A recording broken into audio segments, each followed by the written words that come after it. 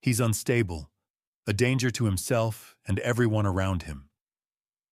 My wife's voice carried cleanly across courtroom 3B, calm and convincing. Behind her, my son took the stand and said he agreed that he believed I was a threat. His words cut deeper than hers ever could. I remained silent at the respondents' table accounts. Frozen career, suspended, already painted as incompetent. The judge didn't react. She studied me. Then her eyes settled on the burn scar across my hand. She leaned forward, voice measured. "Counselor, are you absolutely certain you understand who Mr. Holloway is?" Her attorney stiffened. My wife's face went pale. Because in that moment, something she never expected was about to surface. Hello, everyone, and welcome. Before we begin, I'd like to ask a small favor if this story resonates with you. Please consider subscribing to the channel and sharing your thoughts in the comments below. I'd love to know where you're listening from. Also, a quick note. This narrative includes creative elements designed for reflection and learning. Any similarities to specific names or places are unintended, but the lessons within are meant to stay with you. The worst part wasn't my wife's accusation. It was watching my son take the stand and say, "I believe my father is a danger to himself and others." He was 24 years old. I'd held him the day he was born at Fairfax Hospital. His tiny hand wrapped around my finger, his eyes barely open. I'd taught him to ride a bike on our street in McLean. I'd driven him to college move-in. Day helped him carry boxes up 3 flights of stairs in the August heat. And now he stood there in courtroom 3B of the Fairfax County Courthouse, helping her destroy me. I sat at the respondents' table, hands folded flat against the oak surface. Years ago, I'd learned that clenched fists invite interpretation. Still hands don't. The fluorescent lights hummed overhead, the same institutional buzz you hear in every government building across America. The courtroom was smaller than people imagine, no dramatic gallery, no packed audience. Just worn wooden benches, the seal of the Commonwealth of Virginia mounted behind the judge's bench, and the faint smell of old paper and floor polish. My name is Gregory Holloway. I'm 57 years old. I've been married to Gabrielle for 26 years. We raised Julian together. We lived in a 4-bedroom colonial in McLean with a 2-car garage and a backyard where we used to grill on summer weekends. And until 3 weeks before this hearing on July 16th, no one had ever suggested out loud in writing or otherwise that I was incapable of managing my own life.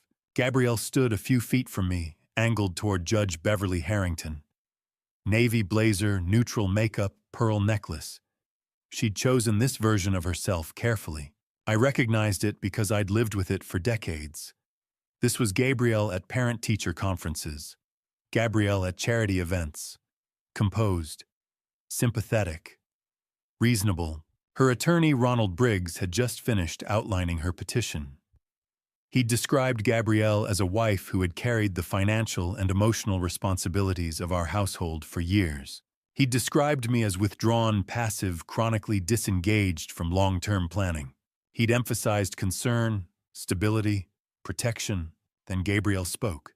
"Your Honor, my husband doesn't understand finances. He never has." Her voice was steady, practiced. "He's become increasingly unstable, erratic. I'm afraid for him. I'm afraid for myself." She didn't look at me when she said it. I didn't react, not because it didn't hurt, but because reacting would serve her narrative. Gabrielle had always believed silence meant emptiness. She mistook restraint for absence. That misunderstanding was the foundation of everything that followed. Then Julian was called. I watched him walk to the witness stand. He wore a dress shirt I'd bought him last Christmas. Blue Oxford wrinkled at the collar. He avoided my eyes as he was sworn in. His hand shook slightly as he raised it. "Hunter Holloway," Briggs said. "Can you tell the court about your father's recent behavior?" Julian swallowed, looked at his mother, then spoke. "My father has always been distant, emotionally unavailable. But lately it's gotten worse. He doesn't answer calls. He forgets conversations. Heidi. Julian paused, and I saw something flicker across his face. Doubt maybe, or shame. He's been acting strange, paranoid almost. My mother has tried to help, but he refuses. Briggs nodded encouragingly. And do you believe your mother's concerns are valid? Julian's jaw tightened. Yes. Can you elaborate? There was a long pause. The courtroom waited. I could hear the clock ticking above the judge's bench. 9:14 in the morning. I believe my father is a danger to himself and others, Julian said. The words landed softly, but they landed. I felt something crack inside my chest.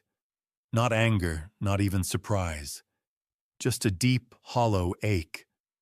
The kind you feel when you lose something you thought was permanent. I kept my hands flat on the table. Didn't move. Didn't speak. Julian still wouldn't look at me. Judge Harrington had been quiet through most of this.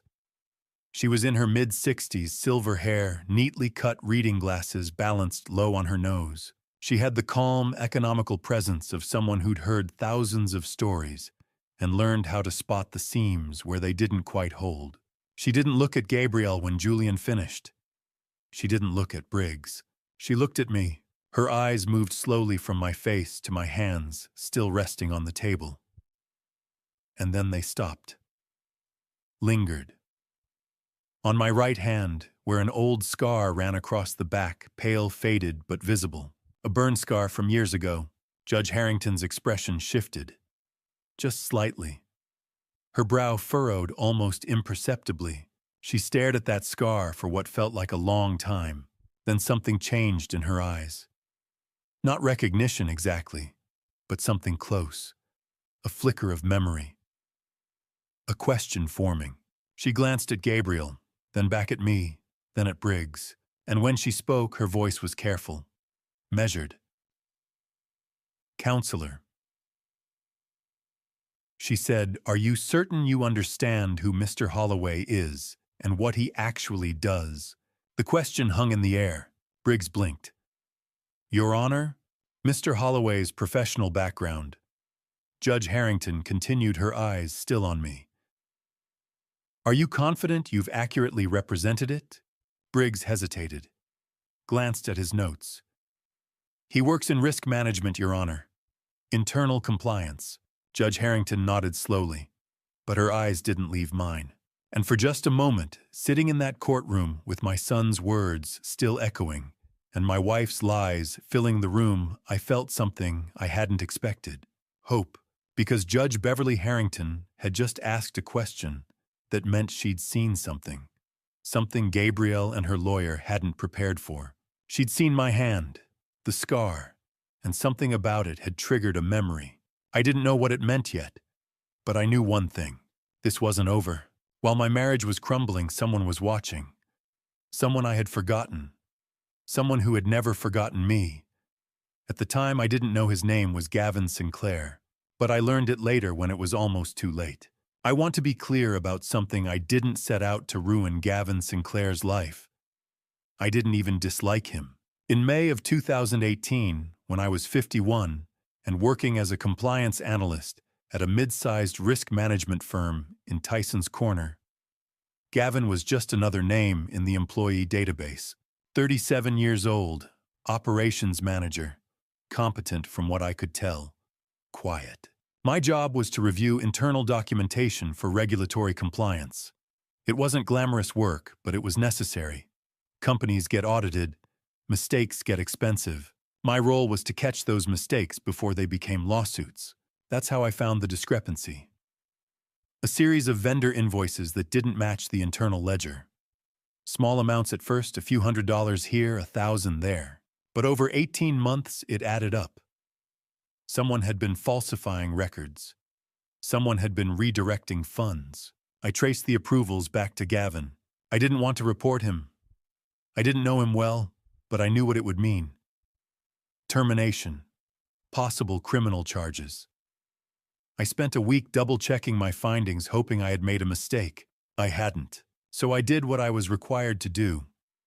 I filed a report with the compliance director. 2 days later, Gavin was fired. I didn't think about it much after that. I had done my job. The company handled the rest. I moved on to the next audit, the next set of reports. Gavin Sinclair became a name I filed away in the back of my mind and forgot. What I didn't know, what I couldn't have known at the time, was what happened to Gavin after he left. I learned the details much later from Walter Harris, the private investigator I hired in the spring of 2024. Walter dug through court records, financial statements, old emails. He pieced together the story Gavin would never have told me himself. After Gavin was fired, his life unraveled. His wife divorced him within 6 months. She cited financial instability, breach of trust, the kind of language that shows up in custody filings. Gavin lost his kids. Not completely, but enough. Supervised visits once a month. Child support he couldn't always afford. He moved from a townhouse in Fairfax to a one-bedroom apartment in Arlington.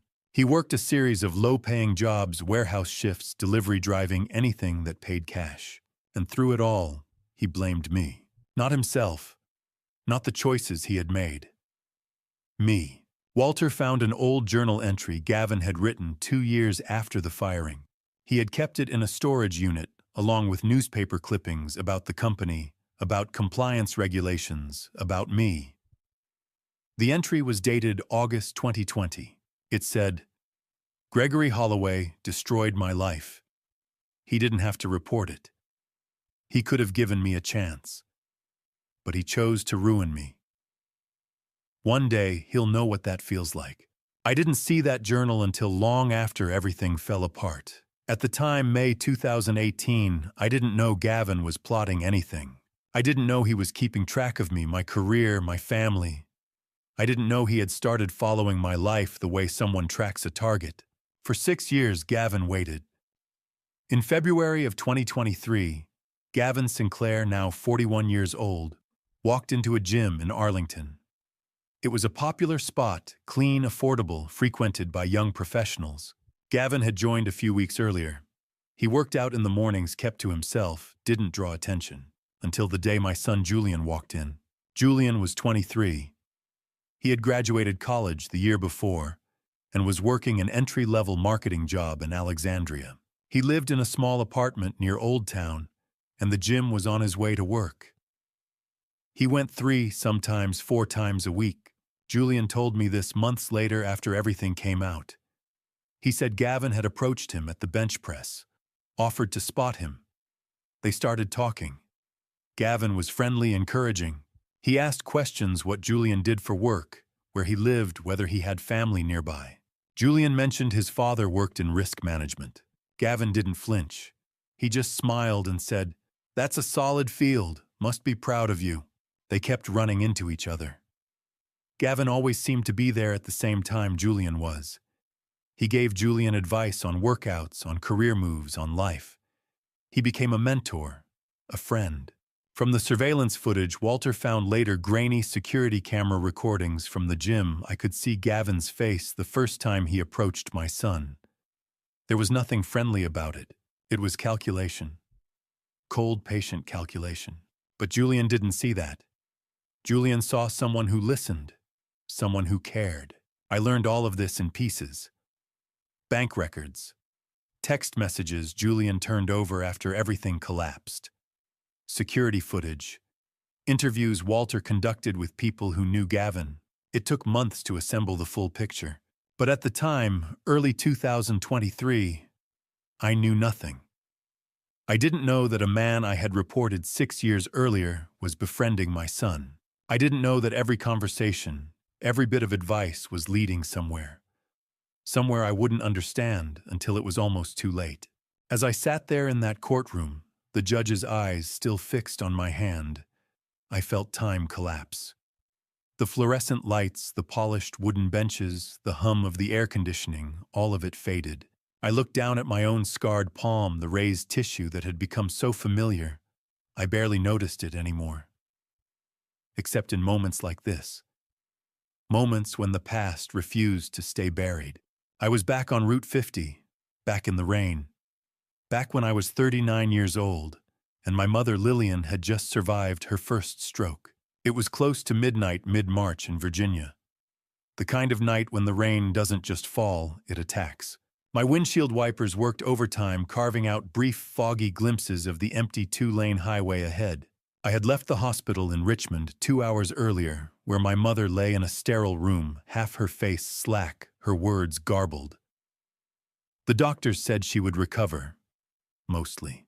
But I had seen the fear in her eyes when she tried to speak and couldn't. I gripped the steering wheel tighter. My mind was 1,000 miles away, thinking about how I would rearrange my schedule, how I would help her through rehab, how everything was about to change. I didn't see the car on the shoulder until I was almost past it. A dark sedan angled awkwardly into the grass, smoke rising from the crumpled hood. The driver's side door crushed inward like a tin can. I slowed, pulled over. Every instinct told me to keep driving. I had a mother in the hospital, I had work in the morning, I had no business getting involved. But my father's voice echoed in my head, the one lesson he drilled into me before he passed. You stop. You help. You don't walk away. I stepped out into the rain. It soaked through my coat in seconds. The air smelled of burnt rubber and something sharper, gasoline. My heart started hammering. Hello. I called, jogging toward the wreck. Is anyone in there? No answer. Just the hiss of the rain and the ticking of hot metal. I reached the passenger side, the only door that wasn't completely destroyed. Through the shattered window, I saw her. A young woman, maybe 18 or 19, slumped against the steering wheel, blood, a cut on her forehead. Her eyes fluttered, but didn't open.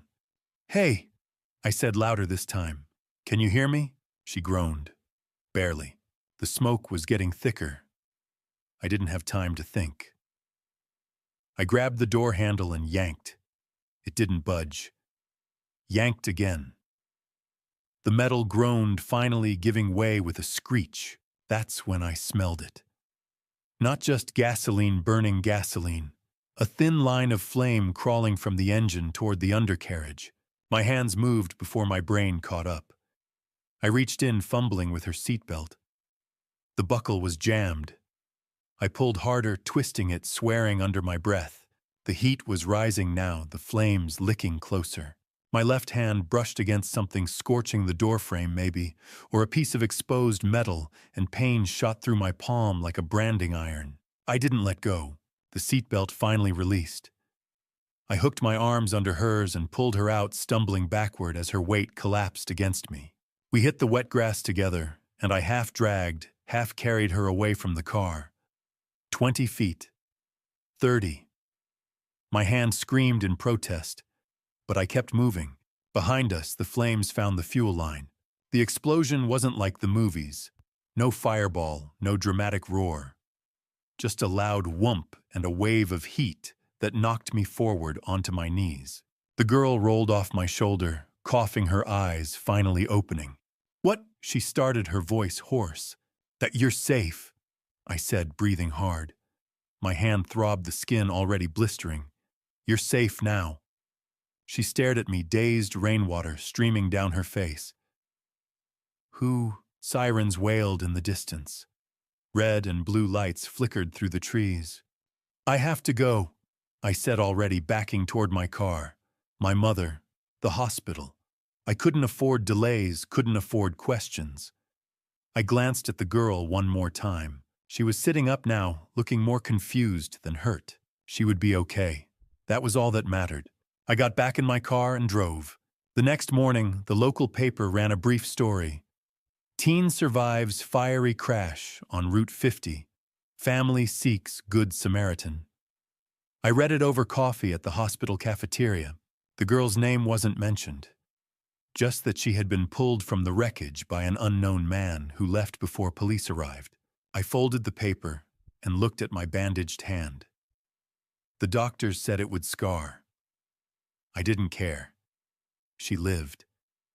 That was all that mattered. I never tried to find her, never reached out. What would I say? You're welcome. It felt unnecessary. Wrong, even. I had done what anyone should do. Nothing more. I never learned her name. I never knew she was the daughter of the woman who would one day sit across from me in a courtroom, holding my fate in her hands. And I never imagined that 18 years later, Judge Beverly Harrington would look at this scar and see the truth I had long forgotten. People always ask when a marriage ends.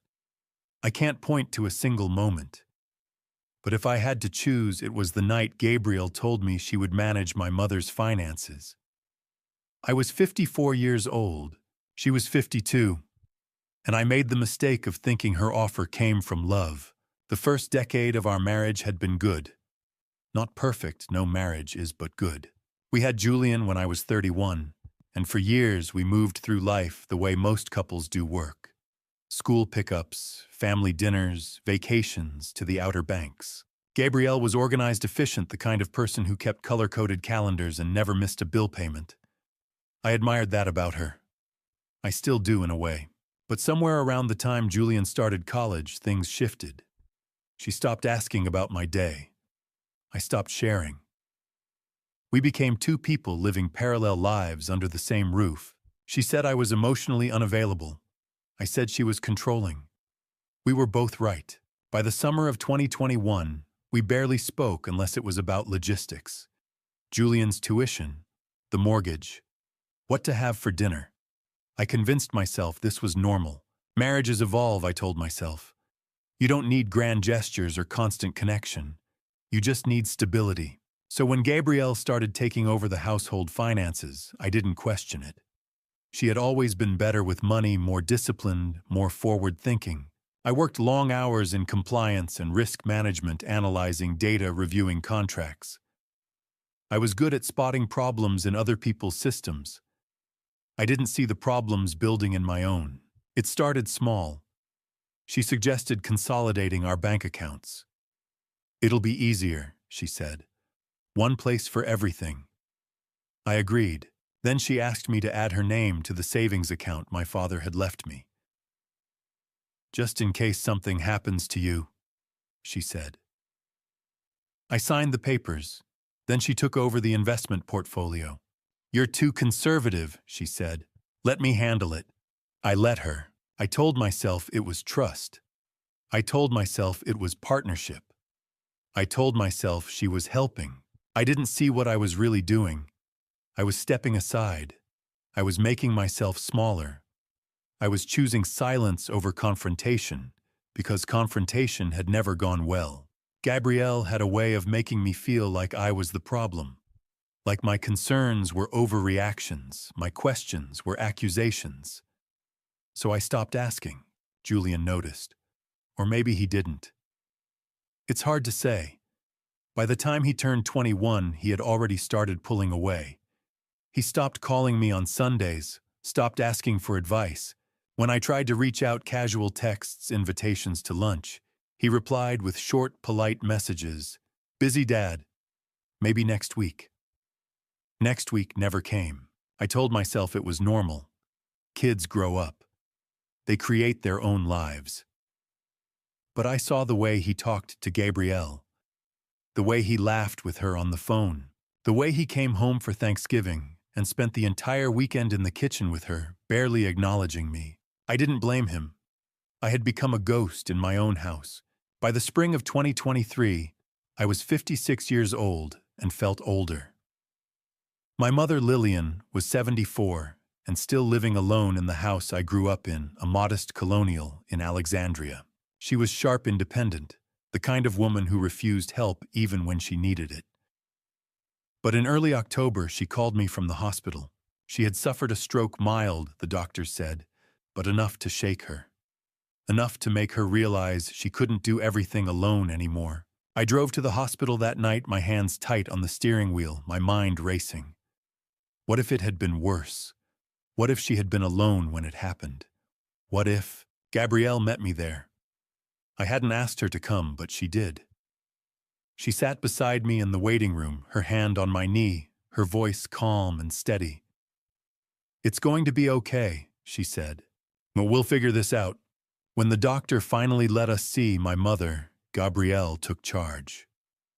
She asked about recovery timelines, medication schedules, follow-up appointments. She spoke with the same efficiency she used to manage our household finances, and I felt a strange mix of gratitude and relief.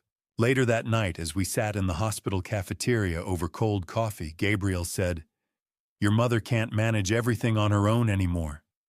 Let me help." I looked at her. "Help how?" "Financially," she said.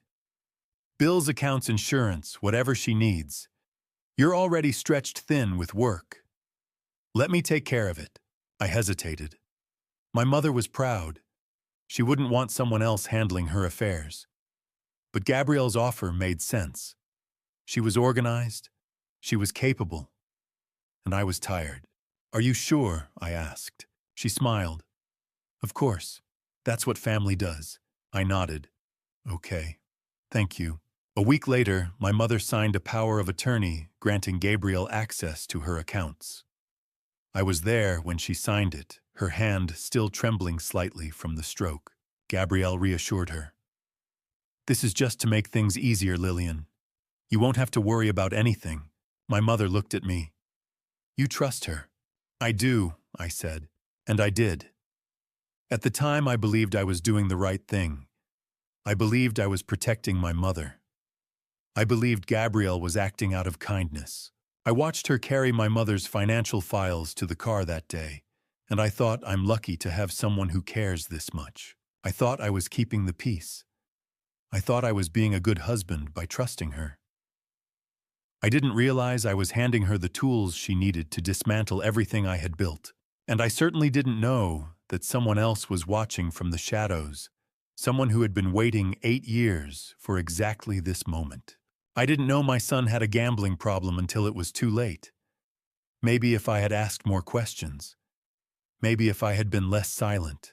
But by the time I realized Julian was in trouble, Gavin had already wrapped his claws around him. Julian confessed everything to me in August of 2024, almost 2 years after it began. We sat in my lawyer's office. Elena Rodriguez was there taking notes, and my son, 24 years old by then, finally broke.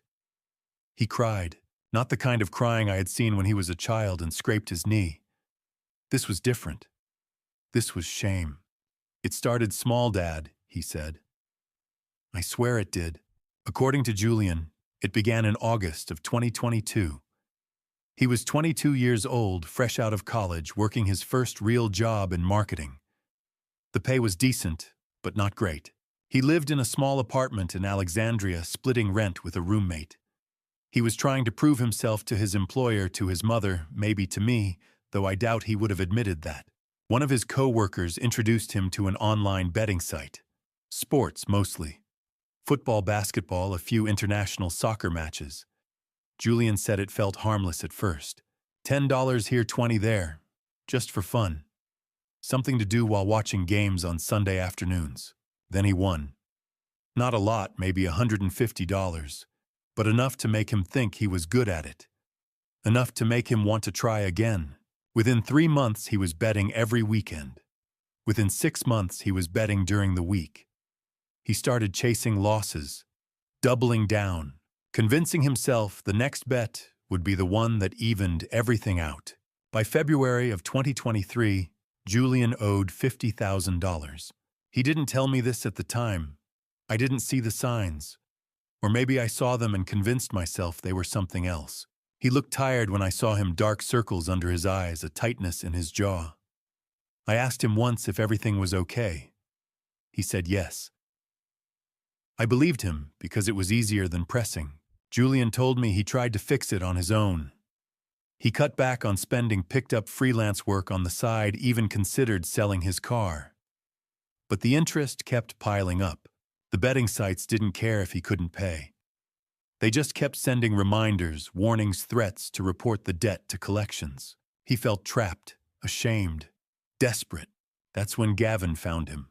I didn't know this at the time, but Gavin had been watching Julian for weeks before they officially met at the gym in Arlington. Walter Harris uncovered this later security footage showing Gavin sitting in his car outside Julian's apartment, checking the gym schedule, timing his visits to match Julian's. It wasn't a coincidence. It was strategy. When Gavin approached Julian at the bench press in February of 2023, he didn't mention gambling.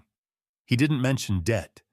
He just asked how Julian's workout was going, offered to spot him, made small talk about jobs, stress life. Over the next few weeks, they kept running into each other. Gavin was friendly, encouraging. He asked questions but never pried. He gave advice but never judged. Julian said Gavin felt like someone who actually understood, someone who didn't expect perfection. "He seemed to get it, Dad," Julian told me months later, his voice breaking. "He didn't judge me." One day, after a particularly brutal workout, Gavin suggested they grab coffee. Julian agreed. They sat in a small cafe on Columbia Pike, and Gavin asked how things were really going. Julian, exhausted and overwhelmed, let his guard down. He mentioned work, stress, money issues. He didn't say the word gambling, but Gavin must have seen the opening. "Money problems are temporary," Gavin said, according to Julian. "You just need the right plan." Over the next few weeks, Gavin became Julian's mentor. He suggested ways to budget, ways to negotiate with creditors.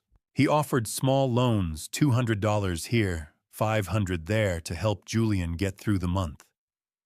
Julian felt grateful, relieved. He thought he had found a friend.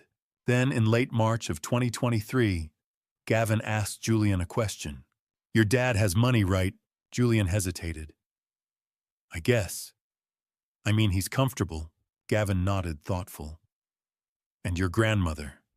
She had assets." "Yeah. My dad's been helping her manage things since she had a stroke." Gavin leaned back in his chair, casual. "Has your dad ever talked about setting up a conservatorship, to protect her assets in case something happens?" Julian didn't understand where Gavin was going. He said no, his dad hadn't mentioned anything like that. Gavin smiled. "It's pretty standard, actually, especially for older people who can't manage their own finances. A family member files a petition, the court reviews it, and then the assets are protected. Sometimes the person managing the conservatorship can access funds to help the family. Legally."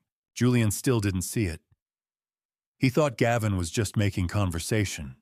"What if," Gavin said slowly, "your dad's finances were part of that conservatorship?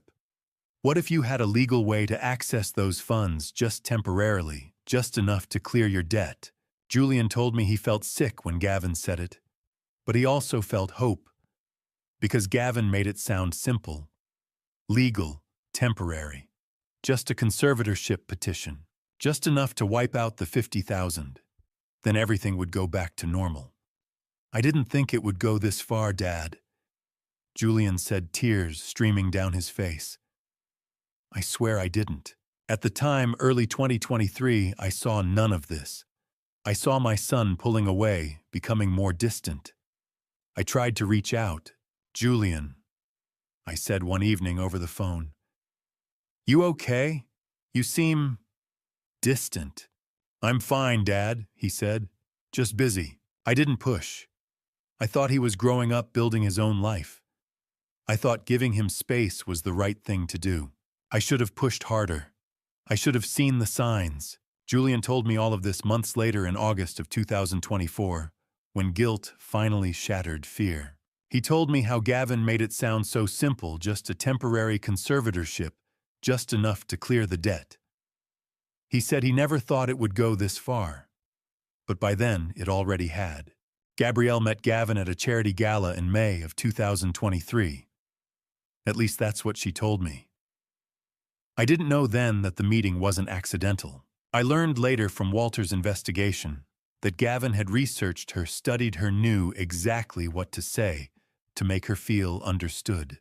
The event was held at a hotel in McLean, one of those polished affairs where people in expensive suits sipped wine and wrote checks for causes they would forget by morning. Gabrielle had gone alone. I was working late as usual. She said she didn't mind. She was used to going to these things without me. Walter found the guest list months later buried in event records. Gavin Sinclair's name shouldn't have been there. He didn't work for the company hosting the gala. He didn't have a connection to the charity. He had purchased a ticket at the last-minute cash transaction, no email trail. He went there for one reason: to meet my wife. According to the hotel staff Walter interviewed later, Gavin approached Gabrielle near the bar. He complimented her dress, asked if she was enjoying the evening. She smiled. They talked. He was charming, attentive, the kind of person who makes you feel like you're the only one in the room. I learned all of this from Walter's report. From the text messages he recovered from Gabrielle's phone after everything fell apart. From the timeline he pieced together using credit card receipts, phone records, surveillance footage from parking garages. I didn't see any of it at the time. I was too busy working, too busy trying to keep everything afloat, too busy not noticing that my wife had already drifted too far to reach. The messages Walter recovered painted a clear picture. Gavin didn't rush. He didn't push. He waited. Let Gabrielle come to him. After the gala, he sent her a text. "It was nice meeting you tonight. You have a rare kind of presence, calm but strong. I hope we can talk again," she replied the next day. "Thank you. That's kind of you to say." They texted back and forth for a few weeks. Casual at first. Coffee recommendations, book suggestions, observations about work, stress life. Then Gavin started asking more personal questions. How long had she been married? Was she happy? Gabrielle didn't answer that question directly. But she didn't need to. Her silence said enough. By mid-June, they were meeting in person. Coffee at first, then lunch. Gavin listened. He asked questions. He made her feel seen in a way I apparently hadn't in years. One message read, "You deserve more than silence." Another, "You give so much to everyone else. Who takes care of you?" I read those messages months later sitting in Walter's office, and I felt sick. Not because they were lies, because they weren't. Gavin had identified exactly what Gabrielle wanted to hear. He had studied her weaknesses the way I used to study compliance reports, methodically, carefully looking for gaps. And he exploited them. By August of 2023, the affair had begun. Bank records showed hotel charges, credit card receipts, twice a week, sometimes 3 times. Always during the day when I was at work. Always at hotels far enough from our neighborhood that no one we knew would see. At the time, I didn't notice. Or maybe I did, and I told myself it was something else. Gabrielle started coming home later.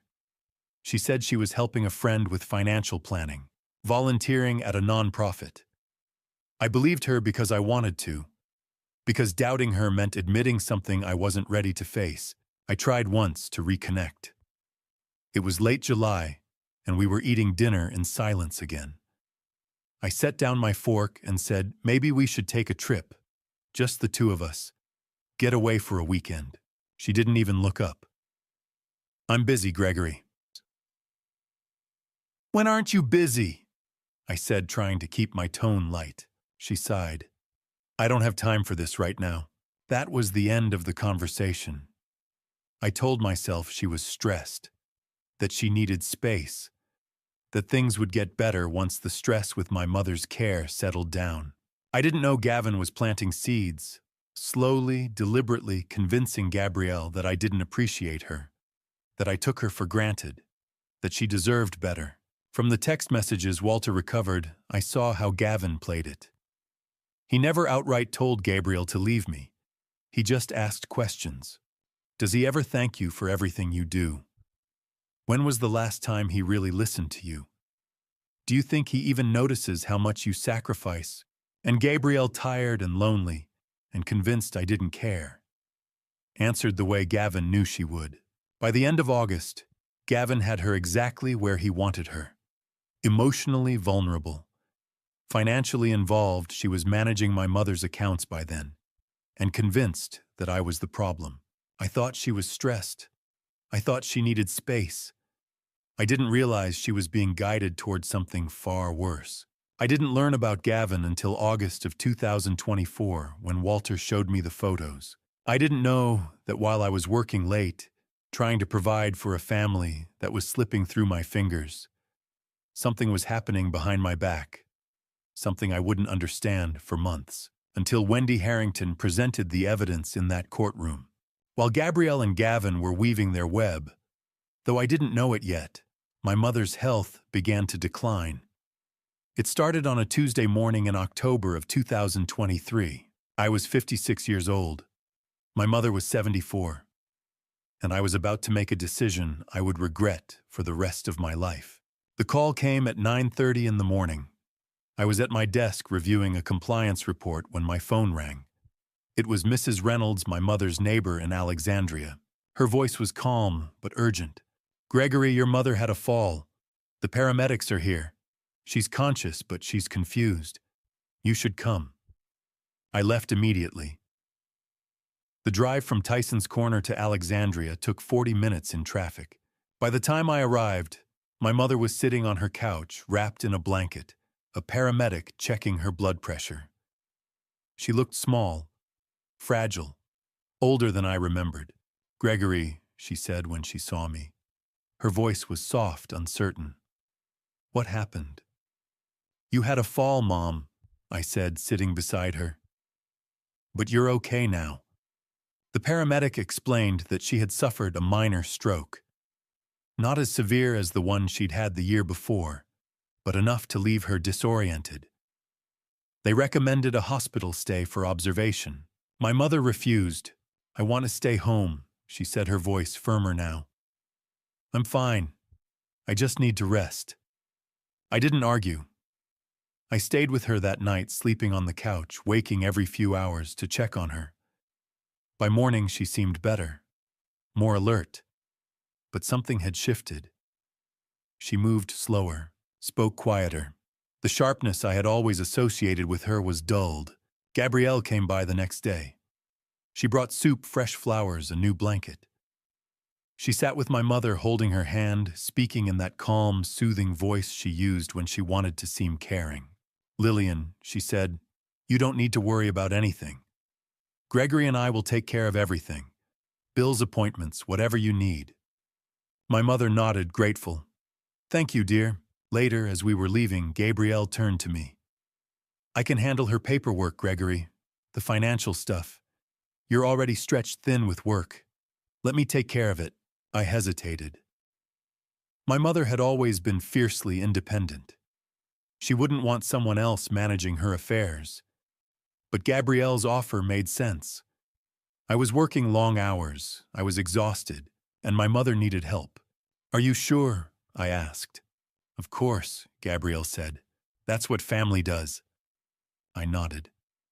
"Thank you. I don't know what I'd do without you." Over the next few months, Gabrielle became my mother's primary contact with the bank, the insurance company, the medical billing office. She handled everything efficiently, keeping me updated with brief summaries. I was grateful, relieved. My mother, however, seemed uneasy. In November, during one of my visits, she asked, "Gregory, dear, does Gabrielle really need to know about all my accounts?" "Oh, she's just helping Mom," I said. "You don't need to worry about anything." My mother frowned. "She asks a lot of questions, about savings, about the house." "She's being thorough," I said. "That's a good thing." My mother didn't press further. She never wanted to be a burden. She never wanted to cause trouble. But in January, she mentioned it again. "Gregory, I don't think I signed anything about the bank accounts. Did I?" "I don't think so, Mom. Why?" "Well, Gabrielle said I did. She showed me some papers, but I don't remember." I told myself my mother was confused. The strokes had affected her memory. Gabrielle was handling everything properly. There was no reason to doubt her. In March of 2024, Gabrielle brought my mother a power of attorney document. I wasn't there, I was at work. Gabrielle later told me my mother had asked for it, that she wanted to make sure someone could handle her affairs if something happened. I believed her. What I didn't know, what I wouldn't learn until months later from Walter's investigation, was that my mother had been confused that day. Disoriented, Gabrielle had placed the document in front of her, guided her hand, told her it was just a formality. My mother signed with a trembling hand. She didn't fully understand what she was agreeing to. By June, my mother's health had deteriorated rapidly. She was weaker, sleeping more, eating less. The doctors said it was natural decline. There was nothing more they could do. I visited every day after work, sitting beside her bed, holding her hand, telling her stories about Julian, about work, about anything that might make her smile. On June 25th, 2024, my mother passed away. I was with her. So was Gabrielle. My mother's breathing had grown shallow throughout the day, and by evening it stopped. Peaceful, quiet. I sat there for a long time, holding her hand, unable to move. Gabrielle stood behind me, her hand on my shoulder. "I'm so sorry, Gregory," she said softly. I nodded, unable to speak. Over the next few days, Gabrielle handled everything. The funeral arrangements, the obituary, the notifications to family and friends. She was efficient, organized, compassionate. I was too grief-stricken to do much of anything. I let her take charge. At least she's helping, I thought. At least I'm not alone. What I didn't know, what I couldn't have known at the time, was that my mother had been trying to tell me something.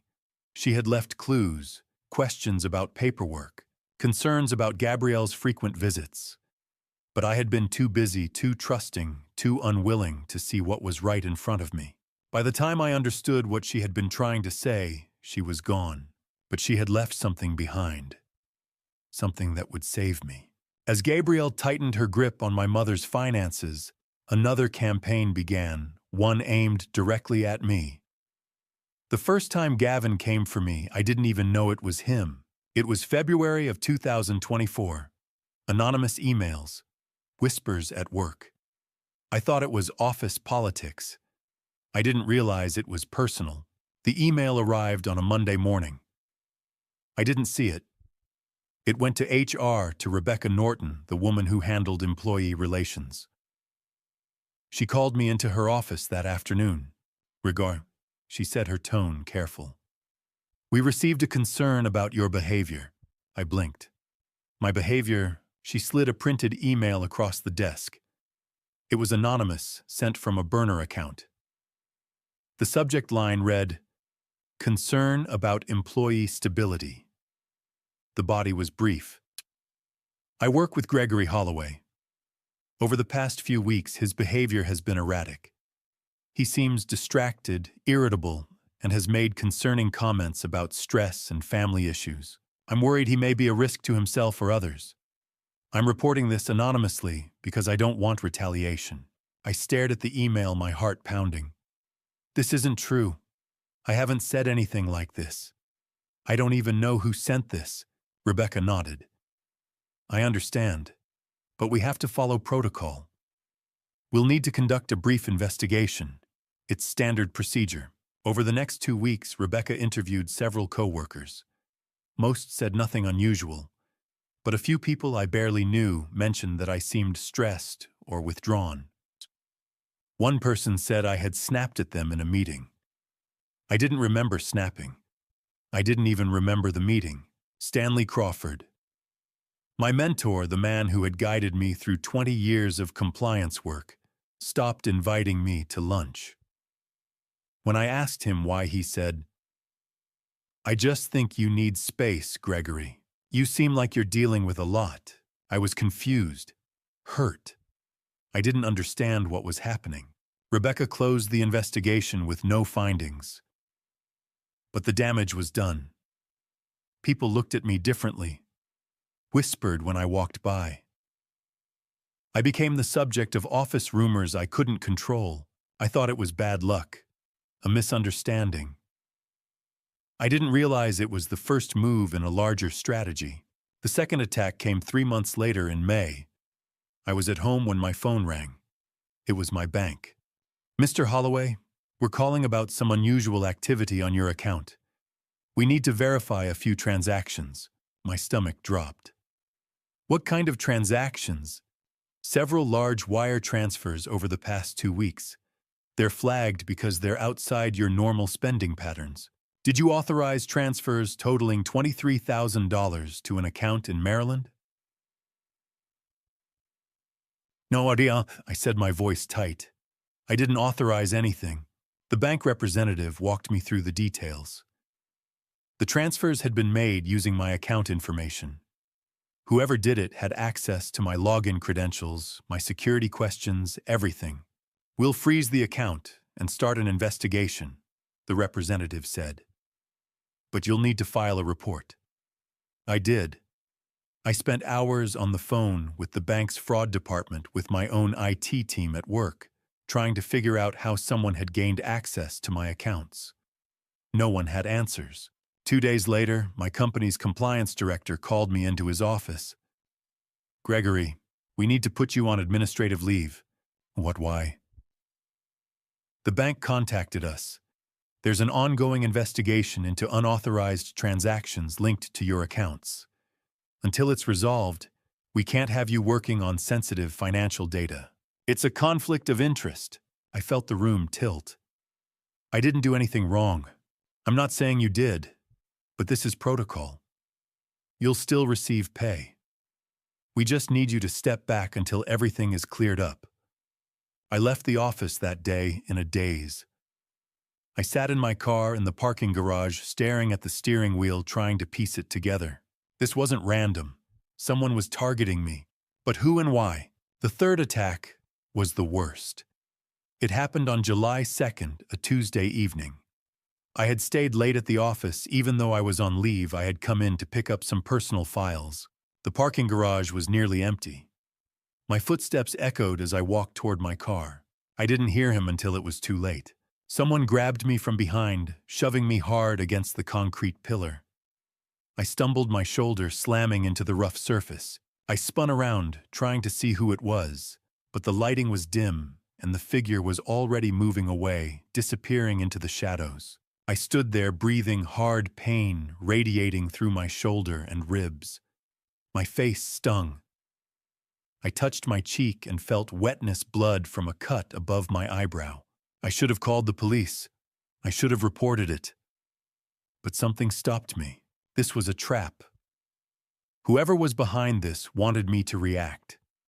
They wanted me to look unstable, violent, out of control. If I filed a report, it would be more evidence against me. More whispers, more investigations. So I didn't call anyone. I drove home, my hands shaking on the wheel, my face throbbing. When I walked in the door, Gabrielle was in the kitchen. She looked up, her eyes widening. Gregory, what happened? I got into an altercation in the parking garage. I said, keeping my voice steady. It's fine. I'm fine. She walked over, examining my face. You need to clean that up. Sit down. She got the first aid kit, dabbed at the cut with antiseptic, applied a bandage. Her movements were efficient, clinical. I watched her face, looking for concern, for worry. But what I saw instead was something else. Something that looked almost like satisfaction. Let me take a picture, she said, pulling out her phone. For medical records? I didn't argue. I sat there exhausted while she photographed my bruised face, my cut eyebrow, the marks on my arms. A week later, I would learn that Gabrielle had already shared those photos. With her lawyer. With Julian. With anyone who would listen. She used them as evidence that I was unstable, that I was getting into fights, that I was a danger to myself and others. But I didn't know that yet. On that night, I just sat there numb, trying to understand what was happening to me. I sat in the darkness of the parking garage after the attack, tasting blood on my lip, and I knew. Someone was systematically dismantling my life, but I didn't know who. I didn't know why. I only knew one thing: silence wouldn't protect me anymore. For the first time in years, I realized I needed to act. The question was, what could I do when I didn't even know who my enemy was? The petition arrived on a Monday morning, July the 16th, 2024. I was 57 years old. Emergency conservatorship request. I read the words 3 times before they made sense. My wife was asking the court to declare me incapable of managing my own life. The courier knocked at 10 in the morning. I signed for the envelope thinking it was work-related, some compliance document that needed my review. But when I opened it, I saw Gabriel's name at the top. Petitioner Gabriel Holloway. Respondent Gregory Holloway. I sat down at the kitchen table and read. The petition was 12 pages long. It accused me of abusive behavior, mental instability, financial incompetence. It cited evidence: the injuries from the parking garage attack, the anonymous HR complaint, the suspicious bank transactions, the administrative leave from work. Every piece of ammunition that had been used against me over the past 6 months was here compiled into a legal document, presented as proof that I was a danger to myself and others. The petition requested emergency conservatorship. If granted, Gabrielle would have full control over my finances, my medical decisions, my legal affairs. I would lose the right to manage my own bank accounts. I would need her permission to make any significant decision about my life. I sat there staring at the pages, my hands trembling. This wasn't just a divorce. This was something far worse. This was an attempt to erase me. Within 48 hours, everything fell apart. On Wednesday, July 18th, my bank called. My accounts had been frozen pending the court's review. I couldn't access my savings, couldn't pay bills, couldn't withdraw cash. The bank representative was apologetic, but firm. "It's a court order, Mr. Holloway. There's nothing we can do until the hearing." On Thursday, July 19th, I received an email from my company. My administrative leave had been extended indefinitely. Given the ongoing legal proceedings, the email said, "We believe it's in everyone's best interest for you to step back until the matter is resolved." I called Rebecca Norton in HR. She was sympathetic, but distant. "Gregory, I'm sorry, but with a conservatorship petition, we can't have you working on sensitive financial data. It's a liability issue. One of this petition is based on lies." I said, my voice tight. "I'm not unstable, I'm not dangerous. Someone is setting me up." "I understand," she said. "But until the court rules otherwise, our hands are tied." I hung up and sat in silence. My career, 25 years of compliance work, of building a reputation, of earning trust, was gone. Just like that. That evening, I confronted Gabrielle. She was in the living room, reading a book. She didn't look up when I walked in. "Gabrielle," I said, my voice steady. "What is this?" She finally looked at me. Her expression was calm, cold. "It's for your own good, Gregory. You're not well."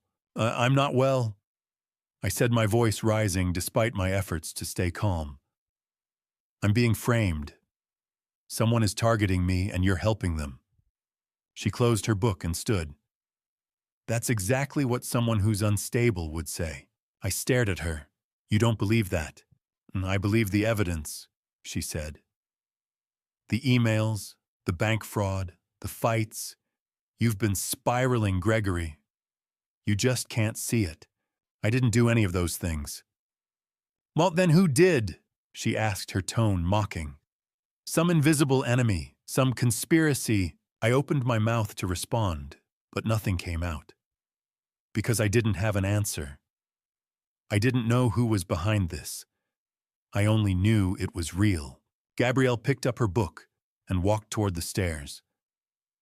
"The hearing is in 3 weeks. I suggest you get a lawyer." She left me standing there alone in my own living room, feeling like a stranger in my own home. The next morning, I tried to talk to Julian. He was in the hallway, putting on his jacket, preparing to leave. I stepped in front of him, blocking his path. "Hi, Julian," I said. "Son, do you really believe this?" He didn't meet my eyes. He looked past me at the door as if I wasn't even there. "Julian," I said again, my voice breaking. "Please, look at me." He finally looked up. His face was blank, emotionless. "Mom knows what's best, Dad." "She's lying," I said. "I didn't do the things she's accusing me of. Someone is setting me up." "You have to believe me." Julian's jaw tightened. "You always say that. You always blame someone else. But maybe it's just you, Dad. Maybe you're the problem." He stepped around me and walked out the door. I stood there frozen, feeling the weight of his words settle over me like a heavy blanket. My son didn't believe me. My wife had turned against me. My career was gone. My accounts were frozen. And in 3 weeks, a judge would decide whether I was capable of managing my own life. I had never felt more alone. That night, I slept in my car in the driveway. Not because Gabrielle had asked me to leave, but because I couldn't stay in a house where my own family had turned their backs on me. And as I sat there in the darkness, watching the lights go out one by one, I made a decision. I would fight. But not the way they expected. I would be silent as I always had been. But this time my silence would have teeth. I went to my mother's house on July 30th, 10 days before the hearing. The house in Alexandria stood empty now, waiting to be sold. I told myself I was there to look for financial records, but what I found was far more valuable proof that she had seen it all coming. The evening was dark and damp rain misting the windshield as I pulled into the driveway. The house looked smaller than I remembered, quieter. My mother's car was gone, sold weeks ago. The garden she had tended for 40 years was overgrown, the flowers wilting in the summer heat. I unlocked the front door and stepped inside. The air smelled stale. Dust had settled on the furniture, the bookshelves, the framed photographs lining the hallway. I stood in the doorway for a long moment, feeling the weight of her absence. I hadn't been back since the funeral. I couldn't. Every corner of this house held a memory, her laughter, her voice, the way she hummed while cooking dinner. Being here without her felt wrong, but I didn't have a choice. I needed financial records, bank statements, anything that might help me prove Gabrielle had overstepped her authority. I walked to my mother's small home office, a converted bedroom at the back of the house. Her filing cabinet stood against the wall, its drawers labeled in her neat handwriting, taxes, insurance, medical, legal. I opened the legal drawer and started sifting through papers. Deeds, wills, old contracts. And then I found it. The power of attorney. It was dated March 15th, 2024. I recognized my mother's signature at the bottom, shaky, uneven, nothing like the confident script she had used all her life. The handwriting alone told the story. She had signed this on a bad day, a confused day. I checked the medical records I had brought with me. March 15th. The doctor's notes read, patient experiencing increased confusion, short-term memory impairment, not recommended for legal decision-making. Gabrielle had brought this document to my mother on one of her worst days, and my mother too, tired and disoriented to resist, had signed. I felt anger rise in my chest, hot and sharp, but I forced it down. Anger wouldn't help. Evidence would. I kept searching. In the bedroom closet, buried beneath old sweaters and blankets, I found the journal. It was small, leather-bound, with a brown cover worn smooth by years of handling. I recognized it immediately. My mother had kept journals for as long as I could remember. She wrote every night before bed, observations about the day, thoughts about family, reflections on life. I sat on the floor and opened it. The first entry I read was dated February 23, 2024. A foggy day. Gabrielle brought papers today. Said they were to help her talk to the bank about my accounts. I signed them. I shouldn't have. Too tired to argue. I turned the page. A better day, reviewed the papers, power of attorney. I didn't mean to give that kind of authority. Feel embarrassed. Don't want to bother Gregory. March 10th. Gabrielle came again. Asked about savings accounts. Asked about the house. She smiled, but something felt wrong. I didn't say anything. Maybe I'm just being paranoid. March 16th. I signed something yesterday. I think. My memory is so bad now. I hope I didn't make a mistake. June 20th, just 5 days before she passed. Gregory, if you're reading this, it means something bad has happened. I haven't forgotten who you are. I know what you do. I trust you to see what I couldn't. Don't let silence become your prison. The truth is here, use it. I stared at the page, my hands trembling. She had known. Even at the end, even through the confusion and the pain, she had known something was wrong. And she had left me a trail. I kept searching. There had to be more. In a box of old photographs, I found a small voice recorder. It was the kind my mother used to use for grocery lists, reminders, things she wanted to remember. I turned it on. The recording was dated March 15th, 2024, the same day as the power of attorney. I pressed play. At first, there was only static. Then I heard my mother's voice, weak and uncertain. I don't understand. Why do you need this? Then Gabrielle's voice, calm and patient. Just trust me, Lillian. It's for Gregory's benefit. If you don't sign, it'll cause problems for him. But I don't. I'm very confused today. Can we wait? No, we can't wait. The bank needs it today. A pause. Then the sound of paper rustling. My mother's shaky breath. Okay, if it helps Gregory. The recording ended. I sat there on the floor, clutching the recorder, and for the first time since this nightmare began, I cried. Not quiet tears, not restrained grief. I cried the way I should have cried at her funeral, the way I should have cried when I first read the petition. I cried because my mother had tried to protect me even when she couldn't protect herself. She had known. She had seen Gabrielle's manipulation. She had documented it, and she had trusted that I would find it. I stayed in that house until dawn, listening to the recording over and over, reading through the journal entries, piecing together the timeline. My mother had been coherent enough to know something was wrong. She had been strong enough to leave me the tools I needed to fight back. Gabrielle had used her confusion, her vulnerability, her trust. But my mother had been smarter than Gabrielle realized. She had left a trail, a gift, and now I had it. I sat there until the first light of morning filtered through the windows, the recorder in one hand, the journal in the other. She had known. She had prepared. She had believed I would find this, and now I understood my silence had protected her evidence. But it was time for that evidence to speak. I had 9 days until the hearing. 9 days to build a case, and for the first time since this nightmare began, I had hope. I hired Gordon Sutton on Wednesday afternoon, July 31st. He came recommended by a colleague, someone I had trusted for years.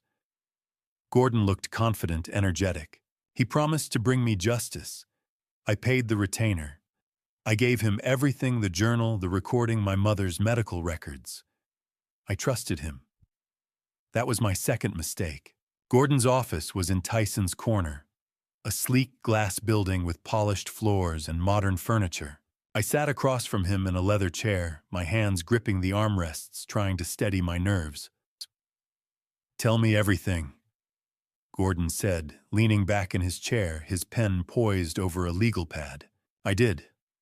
I told him about Gabrielle taking control of my mother's finances, about the power of attorney signed on a day when my mother was barely coherent, about the conservatorship petition, the frozen accounts, the attacks on my reputation. I laid out the timeline piece by piece and watched Gordon's expression shift from neutral to engaged. When I finished, he nodded slowly. "This is strong evidence, Mr. Holloway. Elder abuse, exploitation of a vulnerable victim. We have a solid case." I felt a wave of relief wash over me. "Can we win?" Gordon smiled. "I'll do everything I can, but I need you to trust me." "Can you do that?" I nodded. "Yes." He extended his hand. "Then let's get to work." I paid the retainer $10,000, nearly everything I had left after the account freeze. Gordon assured me it was worth it. He would prepare a motion to dismiss the conservatorship petition. He would file a counter-complaint alleging fraud and elder abuse. He would build a case that would expose Gabrielle's actions. I left his office feeling lighter than I had in weeks. Finally, someone was on my side. Finally, I wasn't alone. Later that afternoon, Gordon introduced me to Walter Harris. We met at a small coffee shop in Arlington.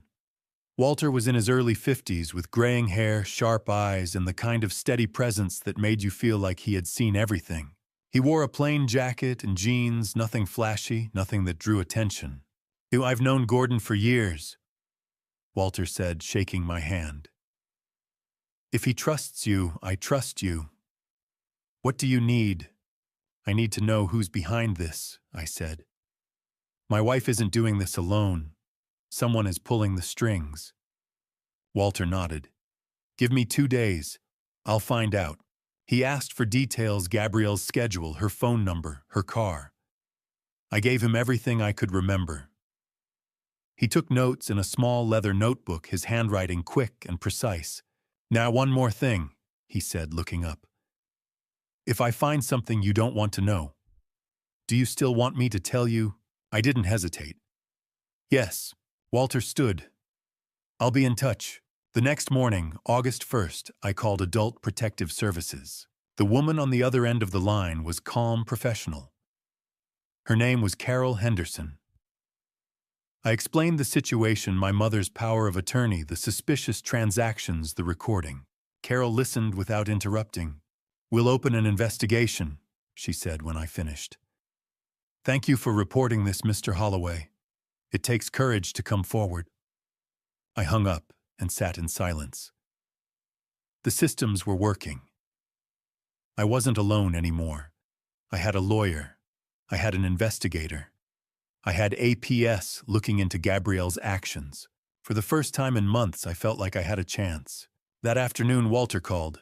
I was at home, sitting in the kitchen, reviewing the timeline Gordon had asked me to prepare. My phone buzzed. Walter's name appeared on the screen. Gregory, he said, his tone careful. I found something. Your wife is meeting someone, frequently. I gripped the phone tighter. Who? Walter paused. I could hear the rustle of papers on the other end. His name is Gavin Sinclair. I wrote it down in my notebook. Gavin Sinclair. The name meant nothing to me. Who is he? I asked. That's what I need to find out, Walter said. But Gregory, I think you should see the photo I'm sending you now. My phone buzzed. I opened the message. The photo showed a man in his early 40s standing outside a coffee shop. He was tall, clean-cut, with dark hair and a confident posture. He looked familiar.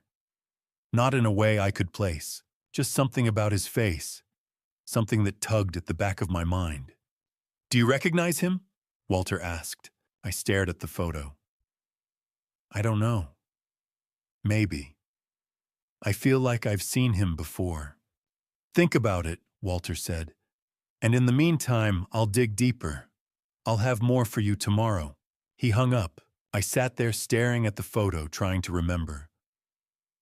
Where had I seen this man? At work.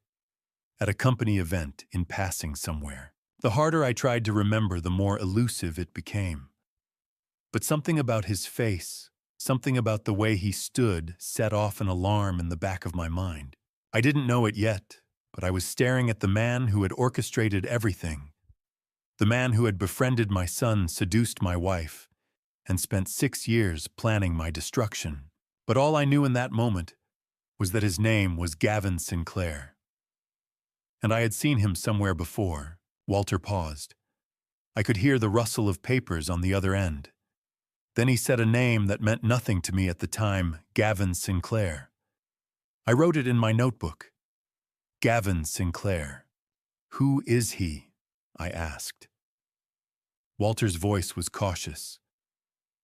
That's what I need to find out. But Gregory, I think you should see the photo I'm sending now. My phone buzzed. I opened the image, and something in my mind stirred. I had seen that face before. But where? It took me 2 days to remember where I had seen Gavin Sinclair's face. 2 days of staring at that photo, digging through old files, excavating memories I had buried. And when it finally clicked on the morning of August 3rd, 4 days before the hearing, everything became clear. I spent the night of August 2nd awake, sitting at my kitchen table, the photo of Gavin Sinclair open on my phone. I zoomed in on his face, studied his features, tried to place him. Where had I seen him? A client, a vendor, someone at work. The harder I tried, the more elusive the memory became. I made coffee at 2 in the morning, then again at 4. By sunrise, I was exhausted, frustrated, and no closer to an answer. But something about the way he stood in that photo, confident, self-assured, kept nagging at me. I had seen that posture before, that expression. At 7 in the morning, I opened my laptop. I pulled up my old work files, the ones I had backed up before my administrative leave. I searched for anything related to investigations, employee reports, compliance reviews, and then I found it. A report dated May 23, 2018. Subject line: Employee Misconduct. Gavin Sinclair. I opened the file. It was a 12-page compliance report detailing falsified invoices, vendor payments that didn't match internal records. Small amounts at first, but they added up. I had traced the approvals back to Gavin Sinclair, an operations manager in his late 30s. I reviewed the evidence, documented the discrepancies, and filed a report with the compliance director. 2 days later, Gavin was fired. I sat back, staring at the screen. I remembered now. Not clearly, it had been 6 years ago, but enough. I remembered the meeting. Gavin sitting across from me, his face pale, his hands trembling. "Please," he had said. "I have a family. I made a mistake. Don't do this." I had looked at him, this man I barely knew, and I had said, "I'm sorry. I have to report this. It's my job." And I had. Because that's what compliance officers do. We follow the rules. We report the facts. We don't make exceptions. I didn't think about him again after that. He was just another name in a file, another case closed. But Gavin had thought about me for 6 years. I called Gordon immediately. "I know who's behind this," I said, my voice tight. "Gavin Sinclair. He's a former employee I reported in 2018. He was fired. He lost everything. And now he's coming after me." Gordon was silent for a moment. Then he said, "This changes everything. This is conspiracy. This is revenge. We need to document this. I'll contact the district attorney's office." "Can we still win?" I asked. "Absolutely," Gordon said. "This makes our case stronger. It shows motive.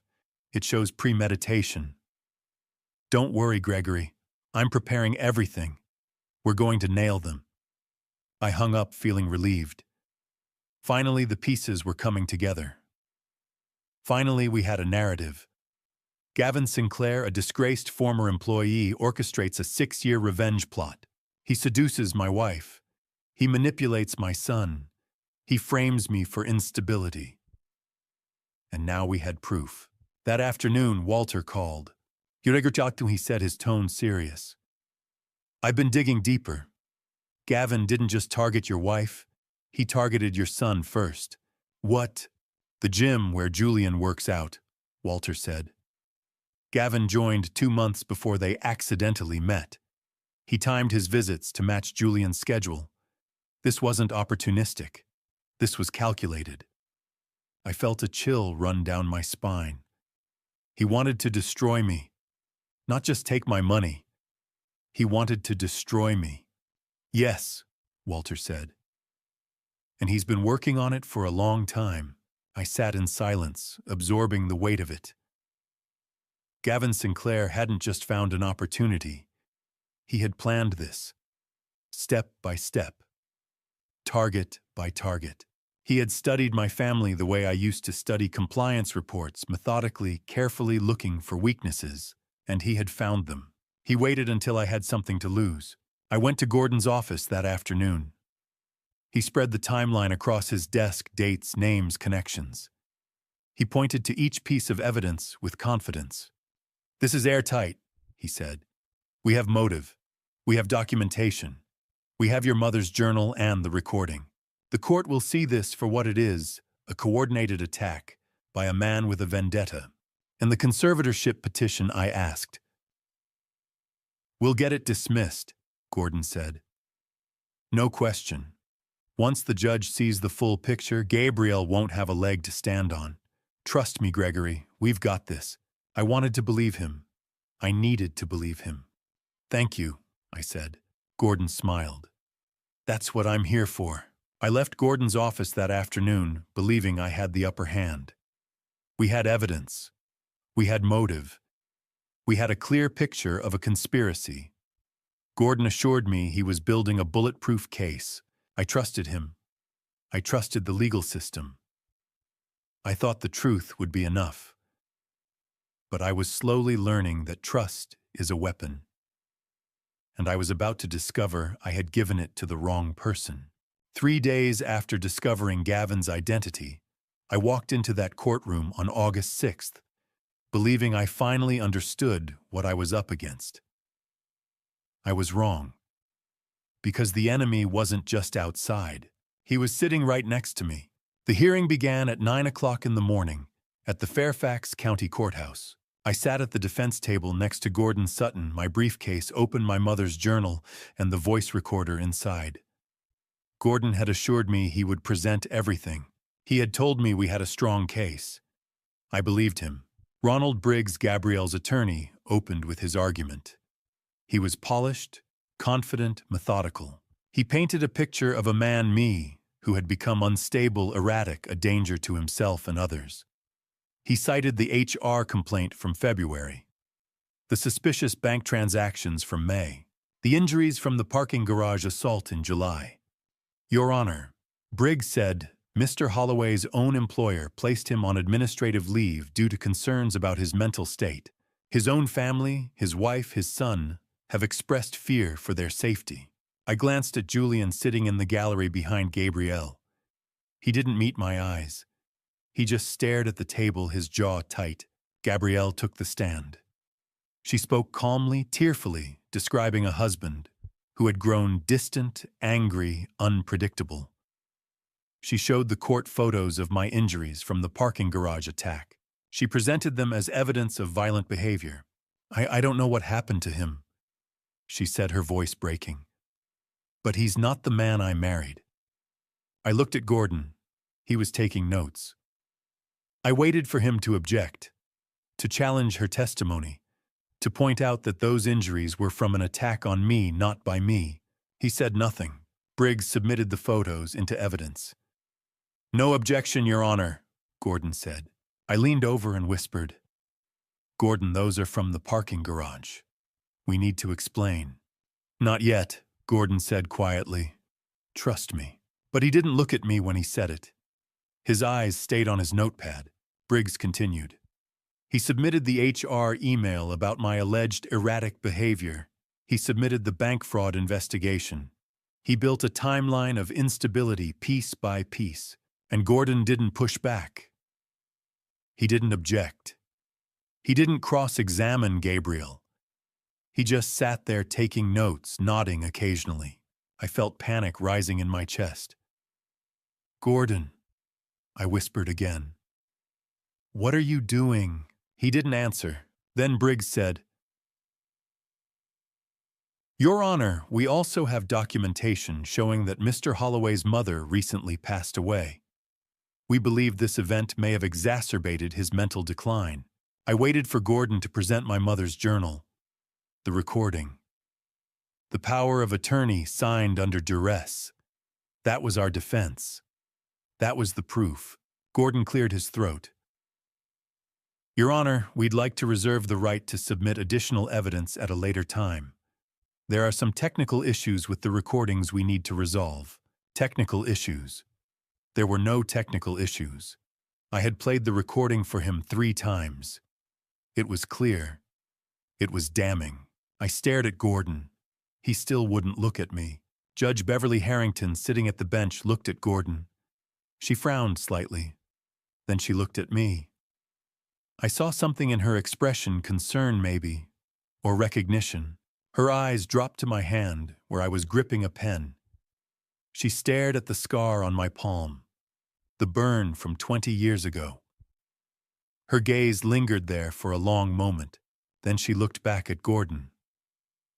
Counsel, are you saying you are not prepared to present your defense today? We are prepared, Your Honor, Gordon said.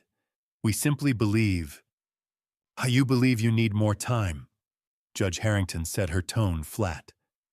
Despite having 3 days to prepare since you took on this case, Gordon shifted in his seat. Yes, Your Honor, Judge Harrington set down her pen. I'm calling a 15-minute recess. The gavel came down. I followed Gordon into the hallway. My hands were shaking. My voice was tight. What are you doing? I said. You're not fighting for me. Gordon stopped walking. He turned to face me, and for the first time I saw it clearly. Not confidence, not competence, guilt, or maybe resignation. Gregory, you didn't object once, I said. You didn't cross-examine her. You didn't submit the recording. What the hell is going on? He opened his mouth, closed it. Then the bailiff called us back into the courtroom. We returned to our seats. Judge Harrington was already at the bench. She didn't look at Gordon. She looked at me. Mr. Holloway, she said, her voice measured. Are you satisfied with your legal representation? The question hung in the air. Gordon went rigid beside me. I felt the weight of everyone's eyes on me. Your Honor, I said carefully, I'm not sure. Judge Harrington nodded slowly. I'm granting a continuance of 48 hours. Mr. Holloway, you have the right to seek alternative counsel. The gavel came down. I turned to Gordon. He wouldn't meet my eyes. And in that moment, I knew. My own lawyer had betrayed me. Gordon looked at me then, not with the confidence he'd shown in his office, but with something else. Guilt, maybe. Or surrender. Before I could say another word, the court clerk called us back. Judge Harrington was ready. And when we returned, she looked straight at me, not at Gordon, but at me, and asked, Mr. Holloway, are you satisfied with your legal representation? The question hung in the air.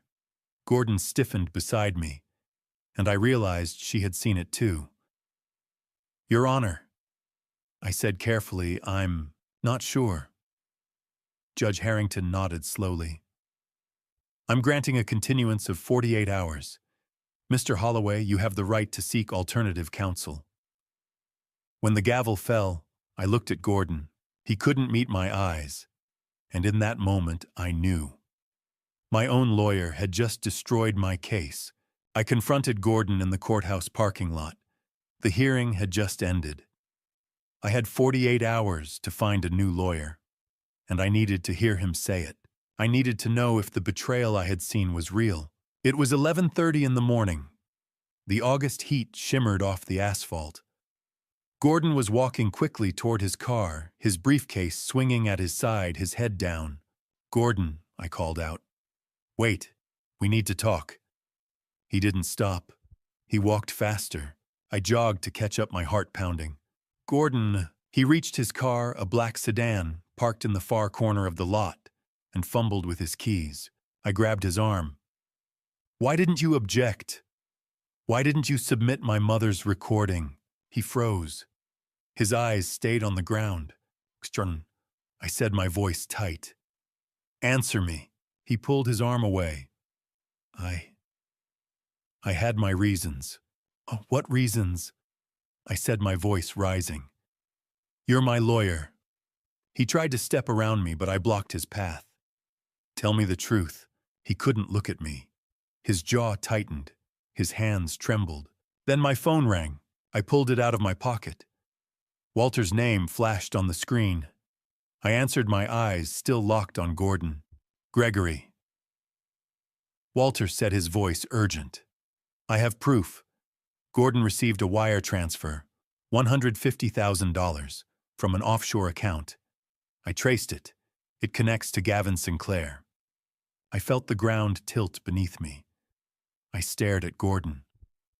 They paid you, didn't they? Gordon's face went pale. His eyes welled up.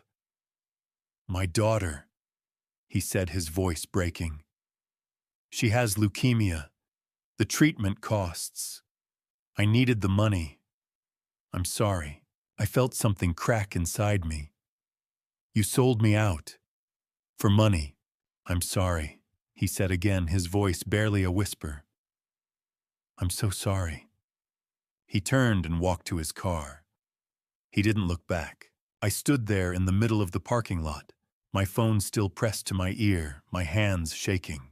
Gregory. Walter's voice came through the speaker. You still there? I'm here, I said, my voice hollow. I have 48 hours to find a new lawyer, Walter. I know someone, Walter said. Check the Virginia State Bar pro bono list. Elder law specialists. There's a section for attorneys who take emergency cases. I felt a wave of despair wash over me. 48 hours isn't enough time. Just check the list, Walter said. I have a feeling. I drove home in a daze. My hands were steady on the wheel, but my mind was racing. Gordon had been my lawyer, my advocate, the man I had trusted to fight for me, and he had taken a bribe. He had sabotaged my case. He had stood in that courtroom and let Gabrielle's lawyer destroy me without saying a word, because someone had paid him $150,000. I thought about his daughter, leukemia, treatment costs. I understood desperation. I understood the things people do when they're backed into a corner. But understanding didn't erase the betrayal. It didn't change the fact that I had 48 hours to rebuild my entire defense from scratch. I thought about Judge Harrington's question in that courtroom. Are you satisfied with your legal representation? She had seen it. She had noticed Gordon's failures. She had given me a way out. But a way out to whom I had no backup plan. No alternative. Gordon had been my only hope, and he had destroyed it. That afternoon, I sat at my kitchen table and tried to think. I made a list of everything I needed. A lawyer who understood elder law. Someone who could review the evidence quickly. Someone I could trust. That last one felt impossible.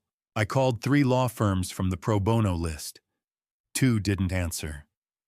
The third said they couldn't take emergency cases. We need at least 2 weeks to review, the receptionist said. I'm sorry. I hung up and stared at my phone. 2 weeks. I had 48 hours. I thought about representing myself. But I knew nothing about conservatorship law. Nothing about courtroom procedure. I would walk in there and Gabrielle's lawyer would tear me apart. Again. By evening, I was sitting in my car in the driveway. I couldn't go inside. The house felt like enemy territory. Gabrielle was probably there planning her next move, or maybe she was with Gavin celebrating their victory. I pulled out my phone and searched again Virginia State Bar pro bono elder law. The list appeared. Names I didn't recognize. Law firms I had never heard of. I scrolled through, my vision blurring with exhaustion. How was I supposed to choose? How was I supposed to trust anyone after this? Gordon had looked competent. Gordon had looked trustworthy. And Gordon had sold me out for $150,000. How could I know the next person wouldn't do the same? My phone battery dropped to 23%. The hearing was in 2 days, and I had never felt more alone. I thought about my mother, about the journal she left, about the recordings she made. She had fought for me even after she was gone. She had trusted me to find the truth, and I had. But what good was the truth if I couldn't present it? What good was evidence if I had no one to speak for me? Then my phone rang. It was 11 o'clock at night. An unknown number. I stared at the screen. My first instinct was to ignore it. Spam call, wrong number, another dead end. But something made me hesitate. A feeling I couldn't name, a whisper in the back of my mind that said answer it. I pressed the green button. Hello, a woman's voice came through the line. Calm, professional, steady. Mr. Holloway, my name is Wendy Harrington. And what she said next would change everything. The call came at 11 o'clock on the night of August 7th, 33 hours before the next hearing. I was sitting in my car outside a McDonald's, too exhausted to drive home, but too wired to sleep. An unknown number, I almost sent it to voicemail. But something made me answer. Hello, Sister Holloway. A woman's voice. Calm, professional. My name is Wendy Harrington. I'm an attorney specializing in elder law. I sat up straighter. How did you get my number? I saw your case in the court filings, she said. Public record. I want to help you. Pro bono. I felt a flicker of suspicion. Why would you help me? I can't pay you. I could barely afford Gordon, and he... I stopped. I know about Gordon Sutton, she said. I know he withdrew from your case this afternoon. You have 33 hours left. That you've been following my case. Not just your case, Mr. Holloway.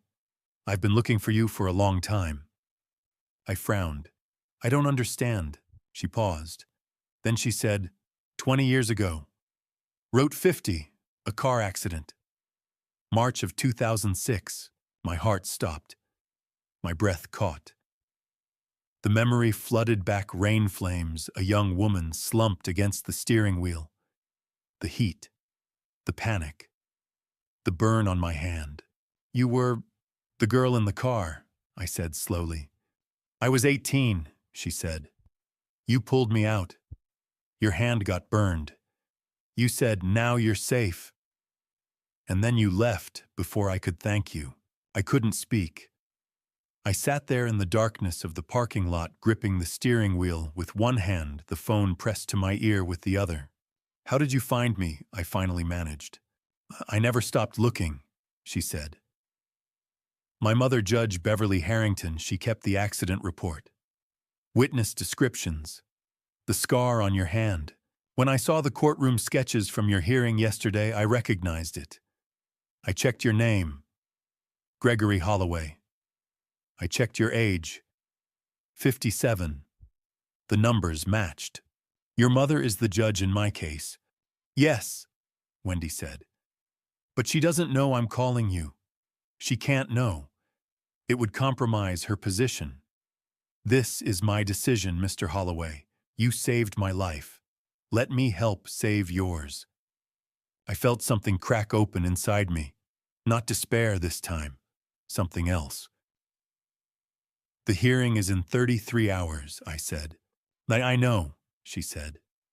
Can you meet me tomorrow morning, 7 o'clock? I need to review everything. I have evidence, I said. My mother's journal, a recording. Bring it all, she said. We'll prepare.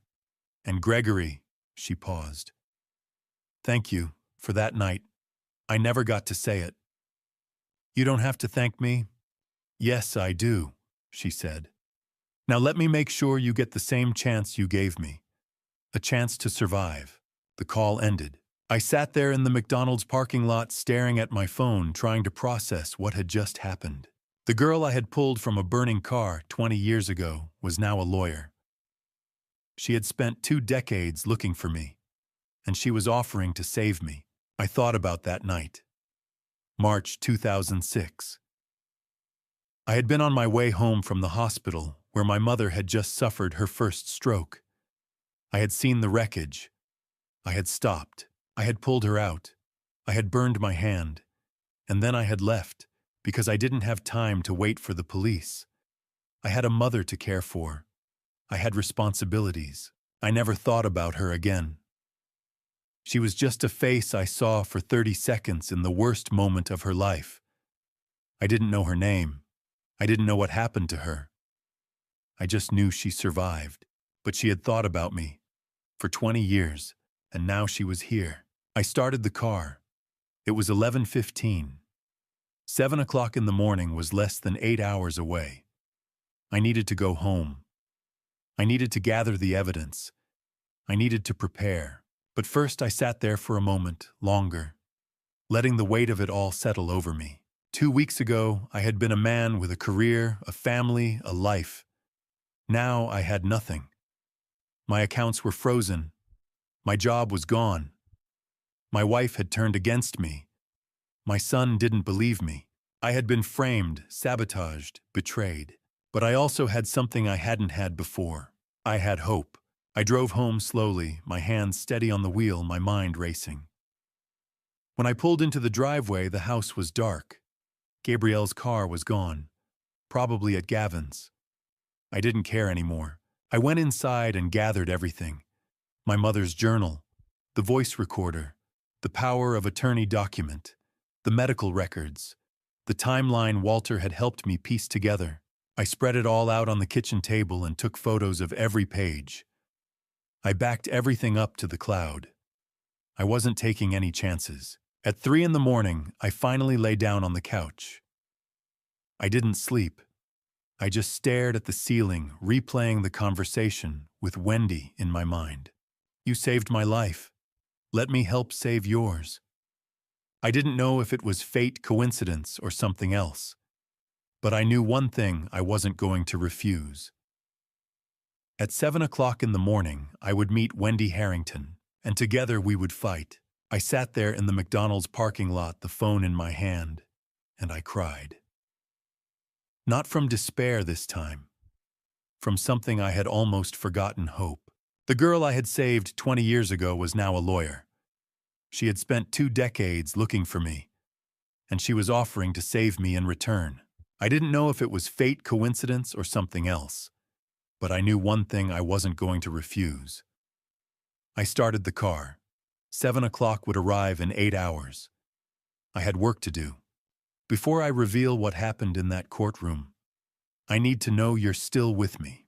If you've made it this far, drop the number 50 in the comments right now. Let me see how many of you are ready for the truth. And a quick reminder, the story ahead contains dramatized elements that may not reflect every detail exactly as it occurred. If you'd prefer to stop here, feel free to close this video now. But if you're ready to see how justice unfolds, let's walk into that courtroom together. When Wendy Harrington walked into that courtroom at 8:55 on the morning of August 9th, every eye turned toward her. She was 36 years old, professional, confident. But the person who looked most shocked wasn't Gabriel. It wasn't even me. It was Judge Beverly Harrington. I stood as Wendy approached the defense table. She wore a dark blue suit, her hair pulled back, her expression calm and focused. She carried a leather briefcase in one hand and a slim folder in the other. "Mr. Holloway," she said quietly, setting the briefcase down. "Are you ready?" "As ready as I can be," I said. She nodded. "Trust me, we're going to be okay." At 9 o'clock, the bailiff announced, "All rise." Judge Beverly Harrington entered the courtroom. She took her seat at the bench, her expression neutral, professional. She glanced at the defense table at me, and then her eyes moved to Wendy. Wendy stood. "Your Honor, I am Wendy Harrington, representing Mr. Gregory Holloway." The judge froze. Her eyes widened. For a moment, the entire courtroom seemed to hold its breath. "You, Harrington," the judge said slowly. "Yes, Your Honor," Wendy said, her voice steady. The judge set down her pen. She looked at Wendy, then at me, then back at Wendy. "Counsel, I must disclose that you are my daughter. I had no knowledge that you would be representing Mr. Holloway until this moment." A murmur rippled through the courtroom. Gabrielle's lawyer, Ronald Briggs, leaned over and whispered something to her. Gabrielle's face went pale. Judge Harrington turned to both sides. "This is an unusual situation. Does either party object to my continuing to preside over this case?" Ronald Briggs glanced at Gabrielle. She shook her head slightly. Objecting would make her look suspicious. She couldn't afford that. "No objection, Your Honor," Briggs said. The judge looked at me. "Mr. Holloway." "No objection, Your Honor," I said. "Very well," the judge said. "The record will reflect this disclosure. Miss Harrington, you may proceed." Wendy opened her folder. She was methodical, professional, precise. She laid out the timeline of transactions from my mother's accounts. $180,000 withdrawn over 8 months.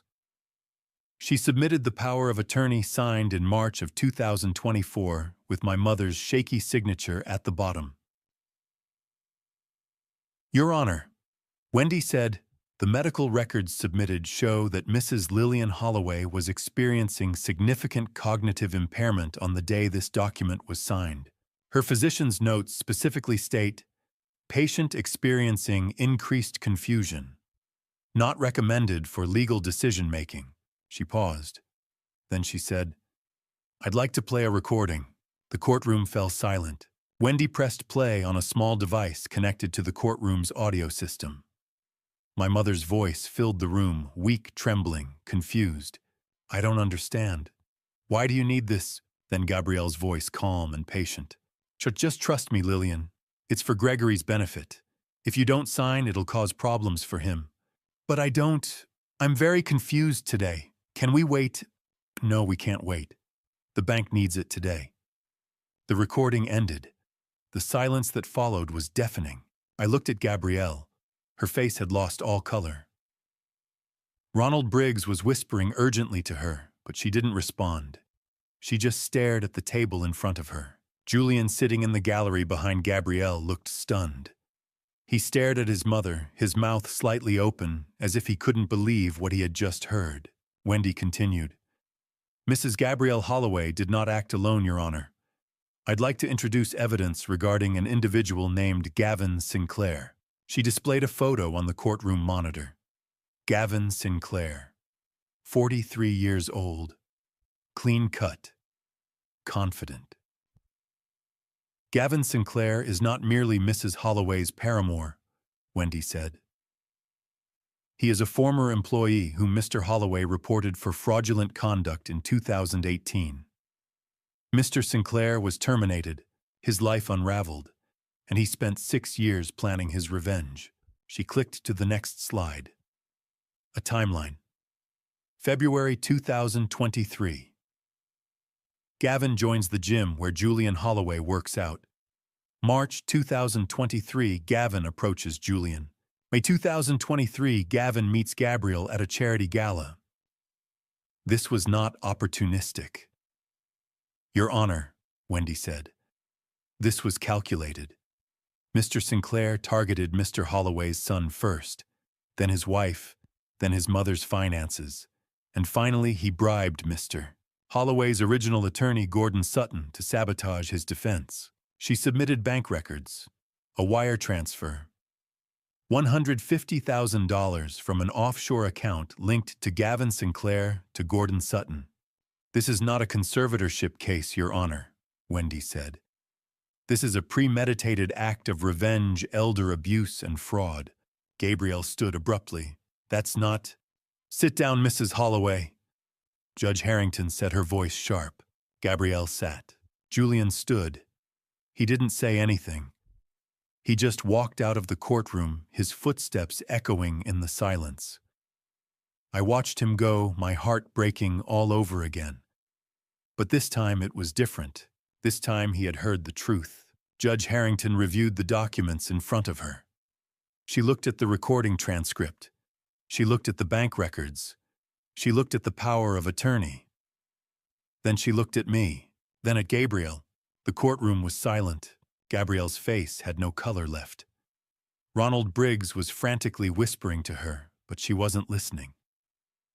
And Julian, my son, had just walked out, finally seeing the truth. Judge Harrington set her pen down with a definitive click.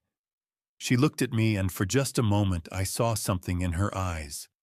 Not pity, recognition, maybe respect. Then she spoke. "I've heard enough.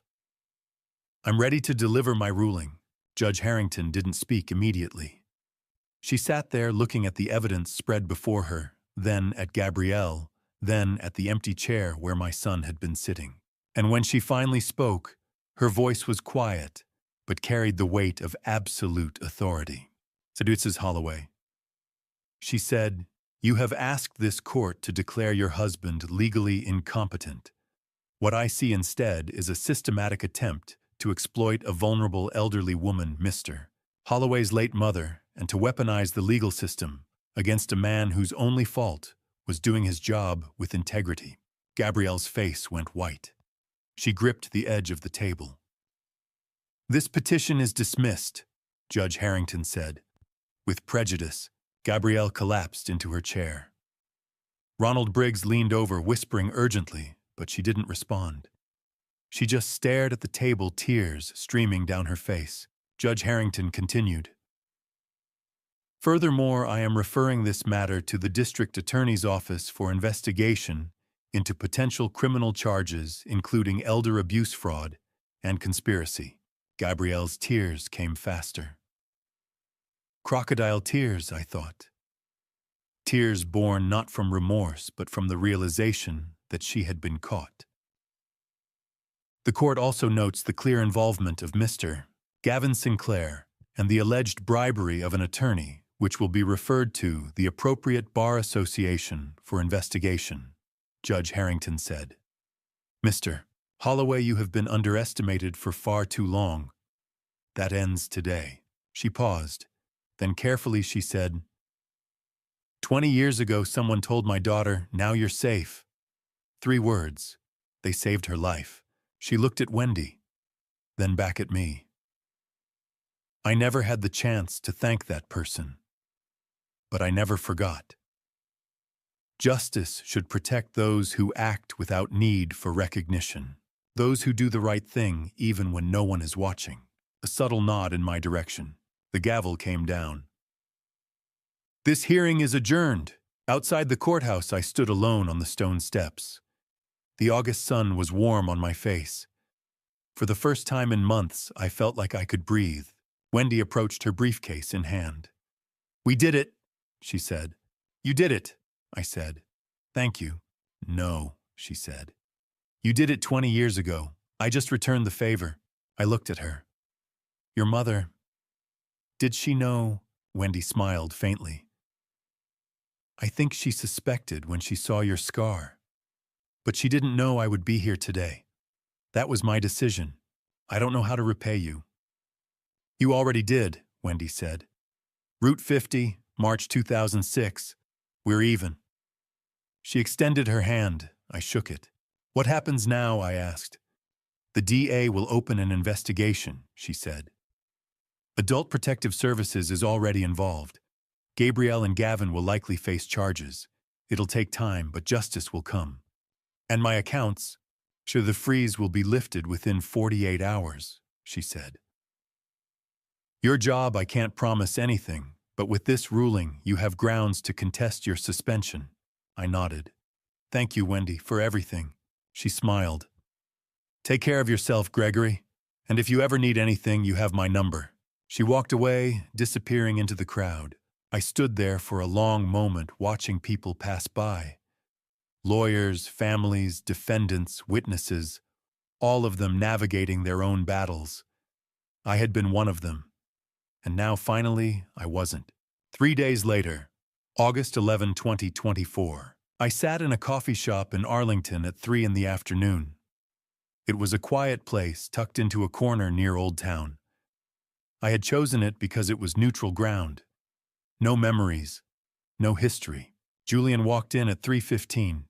He looked terrible, dark circles under his eyes, his hair disheveled, like he hadn't slept in days. He saw me and hesitated. Then he walked over and sat down across from me.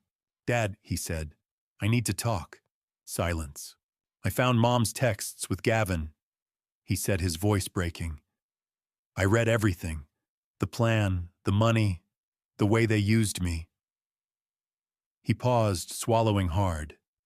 I'm sorry. I didn't know. I swear I didn't know it would go this far. I looked at my son, really looked at him. I saw the guilt, the shame, the boy who had once asked me to fix his bike, the teenager who had called me when he got his first flat tire, the man who had stood in a courtroom and testified that I was dangerous. You were manipulated, Julian, I said quietly. Gavin targeted you because you were vulnerable. Your gambling debt, I didn't know about it. I was stupid.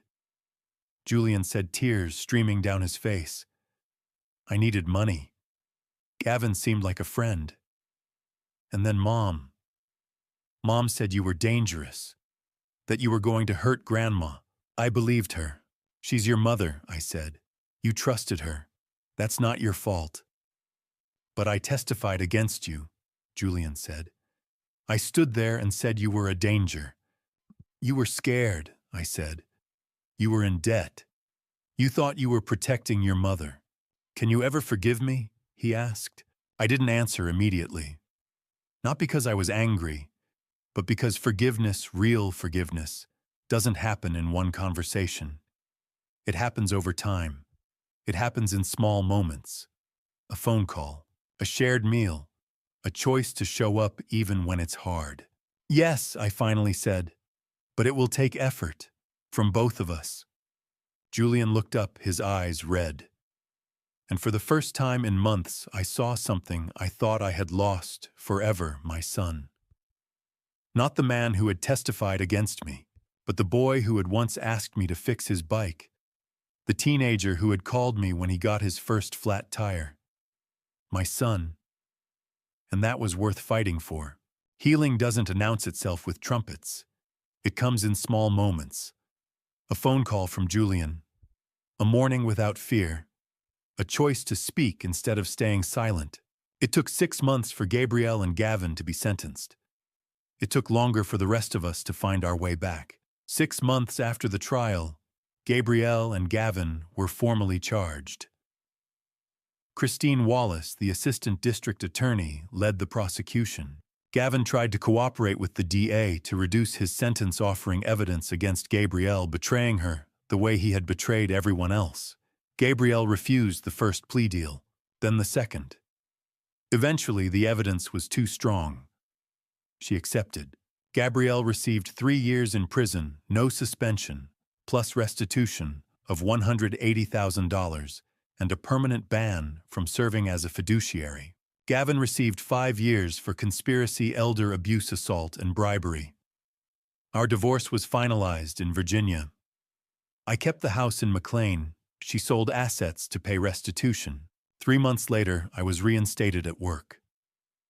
Rebecca Norton from HR greeted me on my first day back. Welcome back, Gregory. We missed you. Stanley Crawford, my mentor, pulled me aside later that week.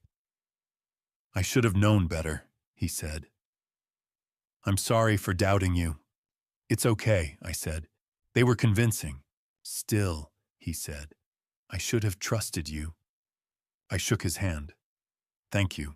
Around the same time, Julian started therapy, gambling addiction counseling. He paid off his $50,000 debt with my help. This isn't a loan, I told him. It's a gift. You're my son. I'll pay you back, he said. Focus on living better, I said. That's repayment enough. A year after the trial, Julian and I decided to sell my mother's house in Alexandria. One afternoon in August, we went together to clean it out. The house was full of her books, her photographs, the sweater she wore every winter. We worked in silence for hours, packing boxes, sorting through decades of memories. In the attic, we found an old photo album. I opened it and saw a picture I hadn't looked at in years. Me at 32, holding newborn Julian in the hospital. I was smiling. He was wrapped in a blue blanket, his eyes closed. His tiny hand curled around my finger. Julian looked over my shoulder. He stared at the photo for a long time. Then he said, his voice breaking, "Did I really mean this much to you?" I took the photo and held it carefully. "You still do." He wiped his eyes. "I'm so sorry, Dad." "I know," I said, "and I forgive you. Every day I choose to forgive you." He looked at me, tears streaming down his face. "I don't deserve that." "Maybe not," I said, "but you're my son, and that's not something that changes." We stood there in the empty attic, surrounded by boxes and dust and memories, and we held each other. Father and son. Broken, but healing. Later, as we carried the last boxes to the car, I thought about my mother, about the journal she left, about the recording she made, about the way she protected me even after she was gone. She had known what was coming. She had prepared. She had trusted me to find the truth. And I had, because of her. 3 months later, the restitution from Gabrielle was completed. $180,000 returned to my mother's estate, which I inherited. I donated $50,000 to an elder abuse prevention charity in my mother's name. The plaque read, "In memory of Lillian Holloway." In December, 16 months after the trial, I was invited to speak at a Northern Virginia elder law conference. It was the first time I had spoken publicly about what happened. Judge Beverly Harrington and Wendy were in the audience. I didn't know they would be there. I stood at the podium, nervous. My name is Gregory Holloway. I'm 58 years old, and 18 months ago my wife tried to have me declared legally incompetent. I told a condensed version of my story: the petition, the betrayal, my mother's journal, the trial, the vindication. Silence can be strength, I said. But silence can also be a weapon others use against you. For years, I believed staying silent would keep the peace. I was wrong. Silence gave others the power to speak for me, to lie about me, to erase me. I paused. My mother taught me something before she passed. She left it in her journal: "Don't let silence become your prison." She was right. Wisdom is knowing when to keep peace and when to let truth speak. After the talk, Judge Harrington approached. "Well done, Mr. Holloway." "Judge Harrington," I said, "I didn't know you'd be here." She smiled. "I wouldn't have missed it. My daughter wanted me to come." Wendy joined us. "You did great, Gregory." Julian was there too, in the back row, clapping. That evening, I returned to my new apartment. Smaller than the McLean house, but mine. I made coffee the way my mother used to, 2 sugars, a little cream. I sat by the window and watched the sun set over Virginia. I had lost a wife. I had nearly lost a son. I had lost my mother. But I had also found something. I found my voice. I'm telling you this story now in February of 2026 because someone asked me to. Someone who thought others might need to hear it. If you're listening to this, and you've ever been pushed aside, underestimated, or quietly erased by people who thought you wouldn't fight back, know this: your silence is not weakness, but it doesn't have to be your only weapon. Sometimes the strongest thing you can do is let the truth be heard. My son and I had dinner last week. We didn't talk about the past. We talked about his new job, his plans, his future. He's 26 now. He calls me every Sunday. That's enough. Judge Harrington retired last month. Wendy Harrington still practices elder law. She saves people every day. And me, I'm 59 years old. I drink coffee the way my mother did. I work. I speak when I need to. I stay silent when I choose. The difference is now it's my choice. I choose when to hold my peace and when to let my truth ring out. That's not just healing. That's freedom. Thank you for walking this journey with me. Before we close this chapter together, I want to leave you with something that might help if you ever find yourself where I was voiceless, unseen, fighting battles no one else could see. Looking back on my family story, I see the mistakes I made clearly now. I stayed silent when I should have spoken. I trusted when I should have questioned. I believed peace was worth any price. Don't be like me. Don't wait until your life is on fire to find your voice. Silence isn't always wisdom. Sometimes it's just fear wearing a disguise. This family story taught me that love can be weaponized, that the people closest to you can become strangers, that dad revenge isn't always about fighting back.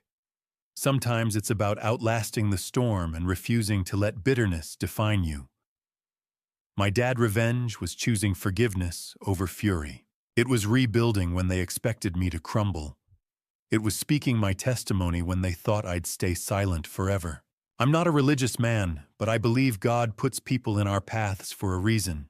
Sometimes it's to test us. Sometimes it's to save us. Wendy Harrington was both. 20 years after I pulled her from that fire, she pulled me from mine. That wasn't coincidence. That was grace. If you're in a situation like mine, if someone is trying to erase you, silence you, discredit you, document everything, find people who will listen. Don't assume the system will protect you. It won't unless you fight for it. And don't carry the weight alone. I almost did. It nearly destroyed me. My final thought. Your family story might not have a courtroom. Your dad revenge might not have a judge. But it will have moments where you choose stay silent or speak up. Both have consequences. Choose the one you can live with. If this story resonated with you, I'd be grateful if you'd leave a comment sharing your thoughts. Have you ever felt silenced or underestimated? Subscribe to this channel for more stories that matter and share this with someone who might need to hear it. Your support means everything. Thank you for staying with me until the end. I know it wasn't easy. Before you go, a final note. The stories you'll hear on this channel may contain creative elements crafted for educational and reflective purposes. If that's not for you, feel free to explore other content that suits you better. No judgment, just honesty. Thank you again. And remember, your voice matters. Use it wisely.